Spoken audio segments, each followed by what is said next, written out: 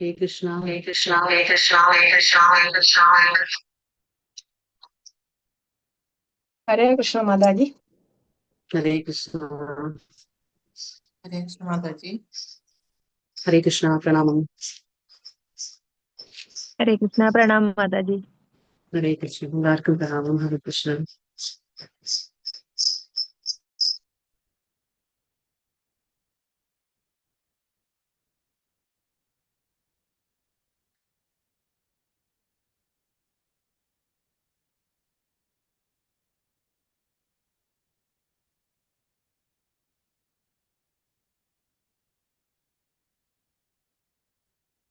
ഹരേ കൃഷ്ണ, എല്ലാവർക്കും പ്രണാമം. ശ്രീ രാധാ ഗോവിന്ദ ഐസ്വാൻ മംഗളൂരിന്റെ 18 ദിവസത്തെ ഗീതാധ്യയനത്തിലേക്ക് എല്ലാവർക്കും സ്വാഗതം. ഹരേ കൃഷ്ണ. ഓം അജ്ഞാനതിമിരാന്ധസ്യ ജ്ഞാനാഞ്ജനാശലാകയ ചക്ഷുർമിലിതമേന തസ്മൈ ശ്രീ ഗുരവേ നമഃ. ശ്രീ ചൈതന്യ മനോഭീഷ്ടം സ്ഥാപിതമേന ഭൂതലേ സ്വയം രൂപ കഥാ മഹ്യം ദദാതി സ്വപദാന്തികം വന്ദേഹം ശ്രീഗുരു ശ്രീയുതപദകമലം ശ്രീഗുരുൻ വൈഷ്ണവാംശ്ച ശ്രീരൂപം സാഗ്രജാതം സഗണ രഘുനാഥാന്വിതം തം സജീവം സാദ്വൈതം സാവധൂതം പരിജന സഹിതം കൃഷ്ണ ചൈതന്യ ദേവം ശ്രീ രാധാകൃഷ്ണ പാദാൻ सगण ललिता श्री विशाखान्वितांश्च हे कृष्ण करुणा सिंधो दीनबंधो जगत्पते गोपेश गोपिका कांता राधा कांत नमोस्तुते तप्त कांचन गौरांगी राधे वृंदावनेश्वरी वृषभानुसुते देवी प्रणमामि हरिप्रिये वाञ्छाकल्पतरुभ्यश्च कृपा सिन्धुभ्य एव च पतितानां पावनेभ्यो वैष्णवेभ्यो नमो नमः. अनंतकोटि वैष्णववृंद की जय, श्रील प्रभुपाद की जय. नमो ओम विष्णुपादाय कृष्णपृष्ठाय भूतले श्रीमते भक्तिवेदांत स्वामिन् इति नामिने नमस्ते सारस्वते देवी गौरवाणी प्रचारिणे निर्विशेष शून्यवादी पाश्चात्य देशतारिणे. जय श्री कृष्ण चैतन्य प्रभु नित्यानंद श्री अद्वैत गदाधरा श्रीवासादि गौर भक्त वृंदा. हरे कृष्णा कृष्ण कृष्ण हरे हरे, हरे राम राम राम हरे हरे. हरे कृष्णा എല്ലാവർക്കും പ്രണാമം. हरे कृष्ण माता जी। Hare Krishna. ഹരേ കൃഷ്ണ. ഹരേ കൃഷ്ണ. അപ്പൊ ഇന്നത്തെ അധ്യായം 13 എന്താണ്? പ്രകൃതി, പുരുഷൻ, ക്ഷേത്രജ്ഞൻ. പക്ഷെ ഇതിനു മുന്നേ നമുക്ക് ഇന്നലെ 12ാം അധ്യായത്തിൽ, അതായത് യോഗത്തിന്റെ അവസാനത്തെ അധ്യായത്തിൽ നമ്മൾ എന്താണ് മനസ്സിലാക്കിയത് അത് നോക്കാം. നമ്മൾ മനസ്സിലാക്കി, അതായത് അർജുനൻ 2 ചോദ്യങ്ങൾ ചോദിച്ചു. അതായത് അർജുനൻ ചോദിക്കുകയാണ്, വ്യക്തിഗതവാദികളാണോ അവ്യക്തഗതവാദികളാണോ പരിപൂർണരായിട്ടുള്ളത്, അത് ശ്രേഷ്ഠത നേടിയിട്ടുള്ളത് എന്ന് ചോദിച്ചു. അപ്പോ കൃഷ്ണൻ എന്താ പറഞ്ഞത്? കൃഷ്ണൻ പറയാണ്, അതായത് അവ്യക്തവാദികൾക്ക് എന്തായാലും അവരുടെ ആ വഴി വളരെയധികം ദുഷ്കരമാണ്, പ്രയാസമേറിയതാണ്. അവരെത്തും, പക്ഷെ ഒരുപാട് സമയങ്ങൾ, ഒരുപാട് ജന്മങ്ങൾ അവർക്ക് വേണ്ടി വരും. അപ്പൊ അത് വളരെ ദുഷ്കരമാണെന്ന് ഭഗവാൻ പറഞ്ഞു. പിന്നെ ഭഗവാൻ എന്താ പറഞ്ഞത്? വ്യക്തിഗതവാദികൾക്കാണ്, അതായത് എപ്പോഴും ഭഗവാനിൽ മനസ്സുറപ്പിച്ച്, ബുദ്ധിയും മനസ്സും ഉറപ്പിച്ച് ഭഗവാനെ തന്നെ എപ്പോഴും ആ വ്യക്തരൂപത്തിൽ ആരാധിക്കുന്നവർക്കാണ്, അവരാണ് ശ്രേഷ്ഠരായതും അവർക്കാണ് പരിപൂർണത ലഭിക്കുക എന്ന് ഭഗവാൻ പറയാണ്. അങ്ങനെ ഭഗവാൻ പറഞ്ഞു. പിന്നീട് ഭഗവാൻ എന്താണ് നമുക്കിപ്പോ മനസ്സിലായത് ഇന്നലത്തെ അധ്യായത്തിൽ? അതായത് ഭക്തിയോഗവും ജ്ഞാനയോഗവും തമ്മിലുള്ള വ്യത്യാസം. അതായത് ജ്ഞാനയോഗം എന്ന് പറഞ്ഞാൽ എന്താണ്? അവർ ഒരുപാട് ജ്ഞാനം അർജിക്കും. പക്ഷെ അവർക്ക് എന്താ പ്രശ്നം എന്ന് വെച്ചാല്, അവർ ആ ഭഗവാന്റെ ജ്ഞാനം അർജിച്ച് അവരെന്താണ് രൂപമുണ്ടെന്ന് വിചാരിക്കാണ്ട് അവർ ഭഗവാന്റെ ആ അവ്യക്ത രൂപത്തിൽ ലയിക്കാൻ ആഗ്രഹിക്കുന്ന ആൾക്കാരാണ് ഈ ജ്ഞാനയോഗികൾ. പക്ഷെ ഭക്തിയോഗം എന്ന് പറയുമ്പോൾ ഭക്തിയോഗി അതല്ല. അതായത് ഭക്തൻ എന്താ ചെയ്യുന്നത്? ഭക്തൻ എപ്പോഴും എന്താണ്? ഭഗവാന്റെ ആ വ്യക്തരൂപത്തിൽ ആരാധിച്ചുകൊണ്ട് മനസ്സും ബുദ്ധിയും അതിൽ ഉറപ്പിച്ച് ഭഗവാന്റെ സേവനത്തിലൂടെ ഭഗവാന്റെ അടുത്തേക്ക്, ധാമത്തിലേക്ക് എത്താൻ ആഗ്രഹിക്കുന്നവനാണ്. പിന്നെ എന്താണെന്ന് വെച്ചാൽ ഭഗവാന്റെ ഭക്തന് എപ്പോഴും ഭഗവാനോടുള്ള ആ ഒരു ബന്ധം ഉണ്ടായിരിക്കും, അവിടെ ഒരു പരസ്പര വിനിമയം ഉണ്ടായിരിക്കും, ആ അന്യോന്യത ഉണ്ടായിരിക്കും. പക്ഷെ അത് ആ മറ്റു യോഗികൾക്ക് കിട്ടില്ല, അതായത് ജ്ഞാനയോഗികൾക്ക് കിട്ടില്ല അത്. കാരണം അവർക്ക് ഒരു രൂപമില്ല, അവരൊരു സേവനം ചെയ്യുന്നില്ല ഭഗവാന് വേണ്ടിയിട്ട്, വെറും ജ്ഞാനം മാത്രം അർജിക്കുകയാണ് അവർ ചെയ്യുന്നത്. അപ്പൊ അവർക്ക് അവിടെ ഭഗവാന്റെ അടുത്തുള്ള ഒരു ബന്ധം കിട്ടുന്നില്ല അവർക്ക്. അങ്ങനെയാണ് പ്രശ്നം. അതിന്റെ പ്രശ്നം അതാണ്. പിന്നീട് ഭഗവാൻ നമുക്ക് എന്താണ് പറഞ്ഞത്? ഭഗവാൻ അർച്ചാവിഗ്രഹം, അതായത് അർച്ചാവിഗ്രഹ രൂപത്തിലാണ് നമ്മുടെ മുന്നിലേക്ക് വരുന്നത്. ഭഗവാൻ ഭാഗവതത്തിൽ പറഞ്ഞിട്ടുണ്ട്, എന്നെ 8 രീതിയിൽ ഞാൻ വരും, അപ്പൊ എന്നെ ആ രീതിയിൽ ഭഗവാനെ സേവിക്കാൻ പറ്റും. അതായത് മണ്ണിൽ ഉണ്ടാക്കിയതാണോ, അല്ലെങ്കിൽ ഒരു ചിത്രമായിക്കോട്ടെ, അല്ലെങ്കിൽ ഒരു ലോഹത്തിൽ ഉണ്ടായതായിക്കോട്ടെ, അല്ലെങ്കിൽ എന്താ പറയുക ഒരു മരത്തിന്റെയോ, എങ്ങനെയായാലും ഭഗവാന്റെ ആ രൂപം എന്താണ്? അർച്ചാവിഗ്രഹം. അതിന് നമ്മൾ എന്താണ് ഒരു ഉപമ കൊടുത്തിട്ടുള്ളത്? തപാൽ പെട്ടി, അതായത് പോസ്റ്റ് ബോക്സ് എന്ന്, അല്ലെ? കാരണം എന്താണെന്ന് വെച്ചാൽ നമുക്കറിയാം, അത് പോസ്റ്റ് ഓഫീസിലെ ഒരു ആധികാരികമായിട്ടുള്ള കാര്യമാണ്. അപ്പൊ അതിൽ നമുക്ക് എന്തെങ്കിലും ഒരു കത്തുകൾ ഇടുമ്പോൾ നമുക്ക് എന്താണ് അത് എത്തേണ്ട ഡെസ്റ്റിനേഷൻ, അതായത് നിർദ്ദിഷ്ട സ്ഥലത്ത് അത് എത്തുമെന്ന് നമുക്കറിയാം. അതേപോലെ ഭഗവാൻ അർച്ചാവിഗ്രഹമായിട്ട് നമ്മുടെ മുന്നിലേക്ക് വരുമ്പോൾ നമ്മൾ എന്ത് കാര്യം ചെയ്യുന്നു ഭഗവാന്റെ അടുത്തേക്ക്, അതൊക്കെ ഭഗവാന്റെ അടുത്തേക്ക് എത്തും. അതാണ് ആ ഒരു അർച്ചാവിഗ്രഹ രൂപത്തിൽ ഭഗവാൻ നമ്മുടെ അടുത്തേക്ക് വരുന്നത്. പിന്നെ ഭഗവാനെ പ്രാപിക്കാൻ എങ്ങനെ കഴിയുക? ഭഗവാനെ പ്രാപിക്കണമെങ്കിൽ നമ്മുടെ മനസ്സും ബുദ്ധിയും നമുക്ക് ഭഗവാനിലെ ഉറപ്പിച്ചു നിർത്തണം. ഭഗവാനിലെ നമ്മൾ ആ മനസ്സും ബുദ്ധിയും ഉറപ്പിച്ചു നിർത്തി നമുക്ക് എന്താണ് എപ്പോഴും ആ ഉടമസ്ഥാവകാശ ബോധമില്ലാണ്ട് നമ്മുടെ ആ മനസ്സ് എന്താ പറയാ ആ സേവനങ്ങളിൽ ഏർപ്പെടുമ്പോൾ മാത്രമാണ് നമുക്ക് ഭഗവാനെ പ്രാപിക്കാൻ കഴിയുക. പിന്നെ ഭഗവാൻ എന്താ പറഞ്ഞ എങ്ങനെയുള്ള ഭക്തനെയാണ് ഭഗവാന് ഇഷ്ടം? അതായത് എല്ലാ ജീവസത്തകളിലും എന്താ പറയുക സുഹൃത്ത് രൂപേണ പെരുമാറുന്നതും ശീലനായിട്ടുള്ള ഒരു ഭക്തൻ, പിന്നെ ഉടമസ്ഥാവകാശ ബോധമില്ലാതെ നിത്യാഹങ്കാരമില്ലാതെ സുഖ ദുഃഖങ്ങളിൽ സമനില കൈകൊള്ളുന്ന ഒരു വ്യക്തി, പിന്നെ മനസ്സും ബുദ്ധി എപ്പോഴും ഭഗവാനിൽ തന്നെ ഉറപ്പിച്ചു നിർത്തുന്ന ആ വ്യക്തി ആരാണോ അവര് ഭഗവാന് ഏറ്റവും പ്രിയപ്പെട്ടതെന്ന് ഭഗവാൻ പറയാണ്. ഇതാണ് നമ്മുടെ 12 അധ്യായത്തിൽ നമ്മൾ മനസ്സിലാക്കിയത്. അപ്പൊ ഇന്നത്തെ അധ്യായം എന്താണ്? പ്രകൃതി, പുരുഷൻ, ക്ഷേത്രജ്ഞൻ. ഇതിപ്പോ നമ്മൾ 18 അധ്യായങ്ങൾ എന്താണ് എങ്ങനെയാണ് അത് വിഭജനം ചെയ്തിരിക്കുന്നത്? അത് കർമ്മയോഗ, ഭക്തിയോഗ, ജ്ഞാനയോഗ. അപ്പൊ കർമ്മയോഗം കഴിഞ്ഞു, ഭക്തിയോഗം കഴിഞ്ഞു, അപ്പൊ ജ്ഞാനയോഗമാണ്. അപ്പൊ ജ്ഞാനയോഗത്തിലെ ആദ്യത്തെ അധ്യായമാണ് പ്രകൃതി, പുരുഷൻ, ക്ഷേത്രജ്ഞൻ. പിന്നെ നമ്മൾ പറഞ്ഞു ആദ്യത്തെ ദിവസം, അതായത് ഭഗവത്ഗീതയിൽ 18 അധ്യായങ്ങളിൽ 5 വിഷയങ്ങളെ കുറിച്ചാണ് നമ്മൾ ചർച്ച ചെയ്യാൻ പോകുന്നത്. എന്താണ് 5 വിഷയങ്ങൾ? അതിൽ പ്രകൃതിയുണ്ട്, പുരുഷനുണ്ട്, ജീവാത്മാവുണ്ട്, കാലം, കർമ്മം, അങ്ങനെ 5 വിഷയങ്ങളാണ് നമ്മൾ ചർച്ച ചെയ്യുന്നത്. അപ്പൊ അതിലെ 3 വിഷയത്തെ കുറിച്ചാണ് നമ്മൾ ഇന്ന് ചർച്ച ചെയ്യാൻ പോകുന്നത് 13ാമത്തെ അധ്യായത്തിൽ, അതായത് പ്രകൃതി, പുരുഷൻ, ക്ഷേത്രജ്ഞൻ. അപ്പൊ അങ്ങനെ 3 അധ്യായമാണ്. അപ്പൊ ഈ ഭക്തിയിലൂടെ ഇപ്പോ നിങ്ങൾക്കൊക്കെ തോന്നുമായിരിക്കും എന്തുകൊണ്ട് ഇപ്പൊ നമ്മൾ ഭക്തി മനസ്സിലാക്കി, കാരണം കൃഷ്ണൻ പറയുന്നുണ്ട് ഭക്ത്യാ മാം അഭിജാനാതി, അതായത് എന്നെ ഭക്തിയിലൂടെ മാത്രമേ പ്രാപിക്കാൻ കഴിയുള്ളൂ എന്ന് കൃഷ്ണൻ ഉറപ്പിച്ചു പറഞ്ഞു കഴിഞ്ഞു. പക്ഷെ പിന്നീട് എന്തിനാണ് നമ്മൾ ഈ ജ്ഞാനയോഗം പഠിക്കുന്നത്? അല്ലെ, എന്തിനാണ് നമുക്ക് ഈ ജ്ഞാനയോഗം? അപ്പൊ ഈ ജ്ഞാനയോഗത്തിന്റെ ആവശ്യം എന്താന്ന് വെച്ചാല് ഭക്തിയിലൂടെ മാത്രമേ ഭഗവാനെ നമുക്ക് പ്രാപിക്കാൻ കഴിയുള്ളൂ. പക്ഷേ അത് എല്ലാവർക്കും സാധിച്ചു എന്ന് വരില്ല. കാരണം ചിലർക്ക് അത് സ്വമേധയ അത് പറ്റും അവർക്ക്, പക്ഷെ ചിലർക്ക് ഇതൊന്നും സാധിക്കില്ല. ഭയങ്കര വളരെ ബുദ്ധിമുട്ടാണ് അവർക്ക്, ദുഷ്കരമാണ് ഭക്തിയോഗത്തിലൂടെ ഭഗവാനെ പ്രാപിക്കുക എന്നുള്ളത്. അപ്പൊ എന്താണ് അപ്പൊ ഈ ജ്ഞാനയോഗമാണ് ഒരു വഴിയുള്ളത്. അതായത് നമുക്കിപ്പോ ഒരാളോട് ഇഷ്ടമുണ്ടെങ്കിൽ, ഒരാളെ നമുക്ക് ഇഷ്ടം എങ്ങനെയാവാം? അതായത് അദ്ദേഹത്തെ കുറിച്ച് നമുക്ക് ഒരുപാട് മനസ്സിലാകുമ്പോഴാണ്, അവരെ നമ്മൾ എന്നും അവരെ കുറിച്ച് കേൾക്കുമ്പോൾ, അവരെ കാണുമ്പോൾ, അവരെ കുറിച്ച് മനസ്സിലാക്കുമ്പോൾ മാത്രമാണ് നമുക്ക് ഒരു വ്യക്തിയോട് ഒരു ഇഷ്ടം തോന്നുക. അതേപോലെ ഭഗവാനോട് നമുക്ക് ഒരു ഇഷ്ടം തോന്നണമെങ്കിൽ, ഭക്തി ചെയ്യണമെങ്കിൽ, ഭക്തിയുടെ സേവനം അനുഷ്ഠിക്കണമെങ്കിൽ നമുക്ക് ഭഗവാന്റെ കാര്യങ്ങൾ കൂടുതൽ കൂടുതൽ മനസ്സിലാകണം, അറിയണം. അപ്പൊ സ്വമേധയാ നമുക്ക് ഭക്തി ചെയ്യാൻ കഴിയില്ല. അപ്പൊ എന്താണ്? ഈ ജ്ഞാനമാണ് ഒരു വഴി. അപ്പൊ ഈ ജ്ഞാനത്തിലൂടെ, അതായത് ഭഗവാനെ കുറിച്ച് മനസ്സിലാക്കിയതിനു ശേഷം ഭഗവാന്റെ എന്താ പറയാ ഭഗവാന്റെ ലീലകള്, നാമത്തിന്റെ ഗുണത്തിന്റെ ഒക്കെ എല്ലാ ഭഗവാന്റെ രൂപ ഗുണ ലീല എന്നുള്ള ആ കാര്യങ്ങൾ അവന്റെ എല്ലാം ശരിക്കും ആ രീതിയിൽ ഒരു ആധ്യാത്മിക ഗുരുവിനെ സമീപിച്ച് അല്ലെങ്കിൽ ഒരു പരിശുദ്ധ ഭക്തനെ സമീപിച്ച് നമുക്ക് അവനെ കുറിച്ചുള്ള ജ്ഞാനം ശരിക്കും നേടിയതിനു ശേഷം നമുക്ക് ഭക്തിയിലോട്ട് കടക്കാൻ സാധിക്കും. അപ്പൊ അതുകൊണ്ടാണ് ഈ ജ്ഞാനയോഗം വളരെ ആവശ്യമാണ്. ജ്ഞാനത്തിലൂടെ ഭഗവാന്റെ കാര്യങ്ങൾ നമുക്ക് മനസ്സിലാക്കാൻ കഴിയും. എന്നിട്ട് നമുക്ക് ഭക്തിയോഗത്തിലേക്ക് കടക്കാം. അപ്പൊ അങ്ങനെയാണ് ജ്ഞാനത്തിൽ നിന്നും ഭക്തിയിലേക്കും അല്ലെങ്കിൽ കർമ്മത്തിൽ നിന്നും ഭക്തിയിലേക്ക് കടക്കാം. അങ്ങനെയാണ് നമുക്ക് പക്ഷെ എന്തായാലും ഭക്തിയോഗത്തിൽ നിന്ന് തന്നെ നമുക്ക് ഭഗവാനെ പ്രാപിക്കാൻ പറ്റുള്ളൂ. അപ്പൊ അതുകൊണ്ടാണ് ഭക്തിയോഗം ചെയ്യുന്ന ഒരു ആൾക്ക്, നേരിട്ട് ഭക്തിയോഗം ചെയ്യുന്ന ആൾക്ക് വളരെ എളുപ്പമാണ്. കാരണം ഡയറക്റ്റ് ഭക്തിയോഗത്തിൽ അദ്ദേഹം ഭഗവാന്റെ ധാമത്തിലേക്ക് എത്താണ്.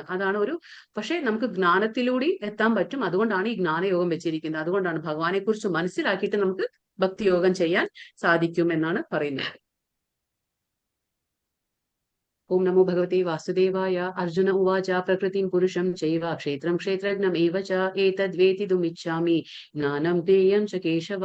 അർജുനൻ പറഞ്ഞു, അല്ലയോ പ്രിയപ്പെട്ട കൃഷ്ണ, പ്രകൃതി, പുരുഷൻ, ക്ഷേത്രം, ക്ഷേത്രജ്ഞൻ, ജ്ഞാനത്തിന് വിഷയീഭവിക്കുന്നത് ഇവയെക്കുറിച്ചെല്ലാം അറിയാൻ ഞാൻ ആഗ്രഹിക്കുന്നുണ്ട്. അപ്പൊ ഇവിടെ അർജുനൻ 5 ചോദ്യങ്ങളാണ് ചോദിക്കുന്നത്. എന്താണ് 5 ചോദ്യങ്ങൾ? ഇവിടെ കേശവ എന്ന് വിളിക്കുന്നുണ്ട്. അപ്പൊ എന്താണ്? കൃഷ്ണനെ കേശവ എന്ന് വിളിക്കുക, അതായത് കേശി എന്ന അസുരനെ വധിച്ചതുകൊണ്ട് കേശവ എന്ന് വിളിക്കുന്നു. അപ്പൊ 5 ചോദ്യങ്ങൾ എന്താണ് ഇപ്പൊ അർജുനൻ ചോദിക്കുന്നത്? പ്രകൃതി എന്താണ്? പുരുഷൻ എന്താണ്? ക്ഷേത്രം എന്ന് പറഞ്ഞാൽ എന്താണ്? ക്ഷേത്രജ്ഞൻ എന്ന് പറഞ്ഞാൽ എന്താണ്? ജ്ഞാനം എന്താണ്? 6 കാര്യങ്ങൾ, ജ്ഞാനത്തിന് വിഷയീഭവിക്കുന്നത്. അപ്പൊ 6 കാര്യങ്ങളെ കുറിച്ചാണ് ഇവിടെ അർജുനൻ ചോദിക്കുന്നത്. അപ്പൊ ഇത് ഭഗവാൻ ഇപ്പൊ പറഞ്ഞു കൊടുക്കാൻ പോവാണ് എന്താണ് 6 കാര്യങ്ങളും. അതായത് പ്രകൃതി, പുരുഷൻ, ക്ഷേത്രം, ക്ഷേത്രജ്ഞൻ, ജ്ഞാനം, ജ്ഞാനവിഷയം, എന്നിവയെ കുറിച്ച് അറിയാൻ ആഗ്രഹിക്കുകയാണ് അർജുനൻ. ഈ ശരീരമാണ് ക്ഷേത്രം എന്ന് പറയപ്പെടുന്നത്. എന്താണ് ക്ഷേത്രം എന്ന് പറഞ്ഞാൽ? എന്താണ്? നമ്മുടെ ഈ ശരീരമാണ് ക്ഷേത്രം എന്ന് നമ്മൾ പറയുന്നത്. പിന്നെന്താണ്? അതിനെ അറിയുന്നവനാണ് ക്ഷേത്രജ്ഞൻ. അപ്പൊ ക്ഷേത്രം എന്ന് പറഞ്ഞ ശരീരമാണ്, ഈ ശരീരത്തെ മനസ്സിലാക്കുന്നവനാണ് ക്ഷേത്രജ്ഞൻ. അപ്പൊ എന്ന് ഭഗവാൻ ഉത്തരം നൽകുന്നു. ബദ്ധനായ ആത്മാവിന്റെ കർമ്മവേദിയാണ് ശരീരം. എന്താണ്? ബദ്ധനായ ആത്മാവ്, നമ്മുടെ ജീവാത്മാവ്, ആത്മാവും ജീവാത്മാവും എല്ലാം ഒന്ന് തന്നെ. അപ്പൊ ഈ ജീവാത്മാവിന്റെ കർമ്മവേദിയാണ് ശരീരം. എന്താണ് ഈ കർമ്മവേദി എന്ന് പറഞ്ഞാൽ? പ്രവർത്തനം ചെയ്യാൻ എന്തെങ്കിലുമൊക്കെ വേണ്ടേ, അതുകൊണ്ടാണ്. ഇപ്പൊ നമ്മൾ പറഞ്ഞു ഈ ദേഹി എവിടെയാണ് വസിക്കുന്നത്? ഈ ദേഹത്തില്, അപ്പൊ ഈ ശരീരത്തിലാണ്. അപ്പൊ ദേഹി വസിക്കുന്ന സ്ഥലത്തെ നമ്മൾ ക്ഷേത്രം എന്ന് പറയും. എന്താണ് ദേഹി? ആത്മാവ്. ആത്മാവ് എവിടെയാണ് വസിക്കുന്നത്? ശരീരത്തിൽ. അത് ഏത് ശരീരമായാലും, അതിപ്പോ ഒരു പശുവിന്റെ ആയാലും മൃഗത്തെ ആയാലും ഒരു പക്ഷിയുടെ ആയാലും അതൊരു ശരീരം. അപ്പൊ അത് ക്ഷേത്രമാണ്. അപ്പൊ ആ ക്ഷേത്രത്തിന്റെ ഉള്ളിൽ വസിക്കുന്നത് ആരാണ്? അത് ക്ഷേത്രജ്ഞൻ. അതാണ് ദേഹി, ആത്മാവ് എന്ന് നമ്മൾ പറയും. അപ്പൊ ബദ്ധനായ ആത്മാവിന്റെ എന്ന് എന്തുകൊണ്ടാണ് പറയുന്നത്? നമുക്ക് എല്ലാവർക്കും അറിയാം. എന്താ പറയുക, 7ാമത്തെ അധ്യായത്തിൽ 7ാമത്തെ ശ്ലോകത്തിൽ ഭഗവാൻ പറയുന്നു, മമൈവാംശോ ജീവലൂക്കെ ജീവഭൂത സനാതനഃ. അതായത് എന്റെ അംശങ്ങളാണ് നിങ്ങൾ എല്ലാവരും. ആര്? നമ്മൾ ജീവാത്മാക്കളെല്ലാം ഭഗവാന്റെ അംശങ്ങളാണ്. എന്നിട്ട് ഭഗവാൻ പറയണേ, നിങ്ങളൊക്കെ എന്താണ്? നമ്മളെല്ലാം ഉത്കൃഷ്ട ശക്തിയാണ്. ഭഗവാന്റെ അംശമായിട്ട് നമ്മൾ ഉത്കൃഷ്ട ശക്തിയായിട്ട്. പിന്നെന്താണ് നമ്മൾ ബദ്ധനായ ആത്മാവ് എന്ന് പറയുന്നത്? അതായത് നമ്മൾ ബദ്ധനല്ല, നമ്മൾ സ്വതവേ എന്താ പറയാ, മൂലസ്വരൂപത്തിൽ നമ്മൾ എന്താണ്? നമ്മൾ ബദ്ധരായിട്ടുള്ള ആത്മാക്കളല്ല. പക്ഷെ നമ്മൾ ഈ ഭൗതിക പ്രപഞ്ചത്തിൽ വരുമ്പോൾ, ഈ ഭൗതിക പ്രപഞ്ചത്തിന്റെ സമ്പർക്കത്താൽ, ഈ 3 ഗുണങ്ങളുടെ സമ്പർക്കത്തിൽ വരുമ്പോൾ നമ്മൾ എന്താണ്? ബദ്ധരായി പോവുകയാണ്. കാരണം നമ്മൾ ഇവിടെ കുടുങ്ങി കിടക്കാണ്, ഓരോ ഗുണത്തിന്റെ അടിമയായിട്ട് നമ്മൾ ഇവിടെ കഴിയാണ്. അതുകൊണ്ടാണ് നമ്മളെ ബദ്ധനായ ആത്മാവ് എന്ന് വിളിക്കുന്നത്. അപ്പൊ ഈ ബദ്ധനായ ആത്മാവിന് എന്ത് വേണം? കർമ്മവേദി വേണം. അതായത് പ്രവർത്തിക്കാൻ ഒരു ശരീരം വേണം. അതാണ് ഈ പ്രവർത്തനാ ശരീരം. അതായത് പ്രവർത്തിക്കാൻ വേണ്ടിയിട്ടുള്ള ഒരു ശരീരം എന്താണ്? ക്ഷേത്രം. അതിന്റെ ഉള്ളിൽ വസിക്കുന്ന ദേഹി, അതായത് ആത്മാവിനെ നമ്മൾ ക്ഷേത്രജ്ഞൻ എന്ന് പറയും. ബദ്ധ ജീവാത്മാവ് ഭൗതികതയിൽ കുടുങ്ങിക്കിടക്കുകയാണ്. ആ ഭൗതിക പ്രകൃതിയെ കീഴടക്കാൻ ശ്രമിക്കുകയും ചെയ്യുന്നു.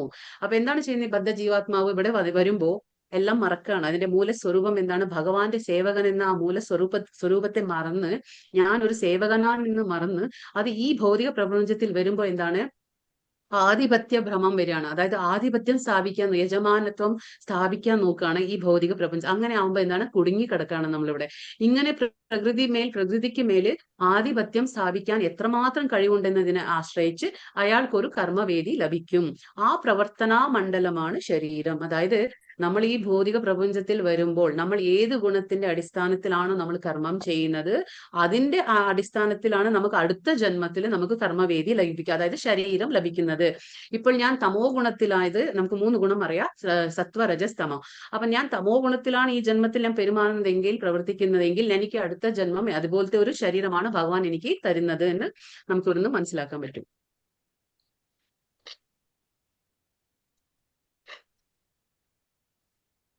ശ്രീ ഭഗവാനുവാച ഇദം ശരീരം കൗന്തേയ ക്ഷേത്രം ഇത്യഭിധീയത്തെ ഏതദ്യോ വേത്തി ത്വം പ്രാഹു ക്ഷേത്രജ്ഞ ഇതി തദ്വിദഃ. പരമ ദിവ്യോത്തമ പുരുഷൻ പറഞ്ഞു, കുന്തിപുത്ര, ഈ ശരീരം ക്ഷേത്രം എന്ന് പറയപ്പെടുന്നു.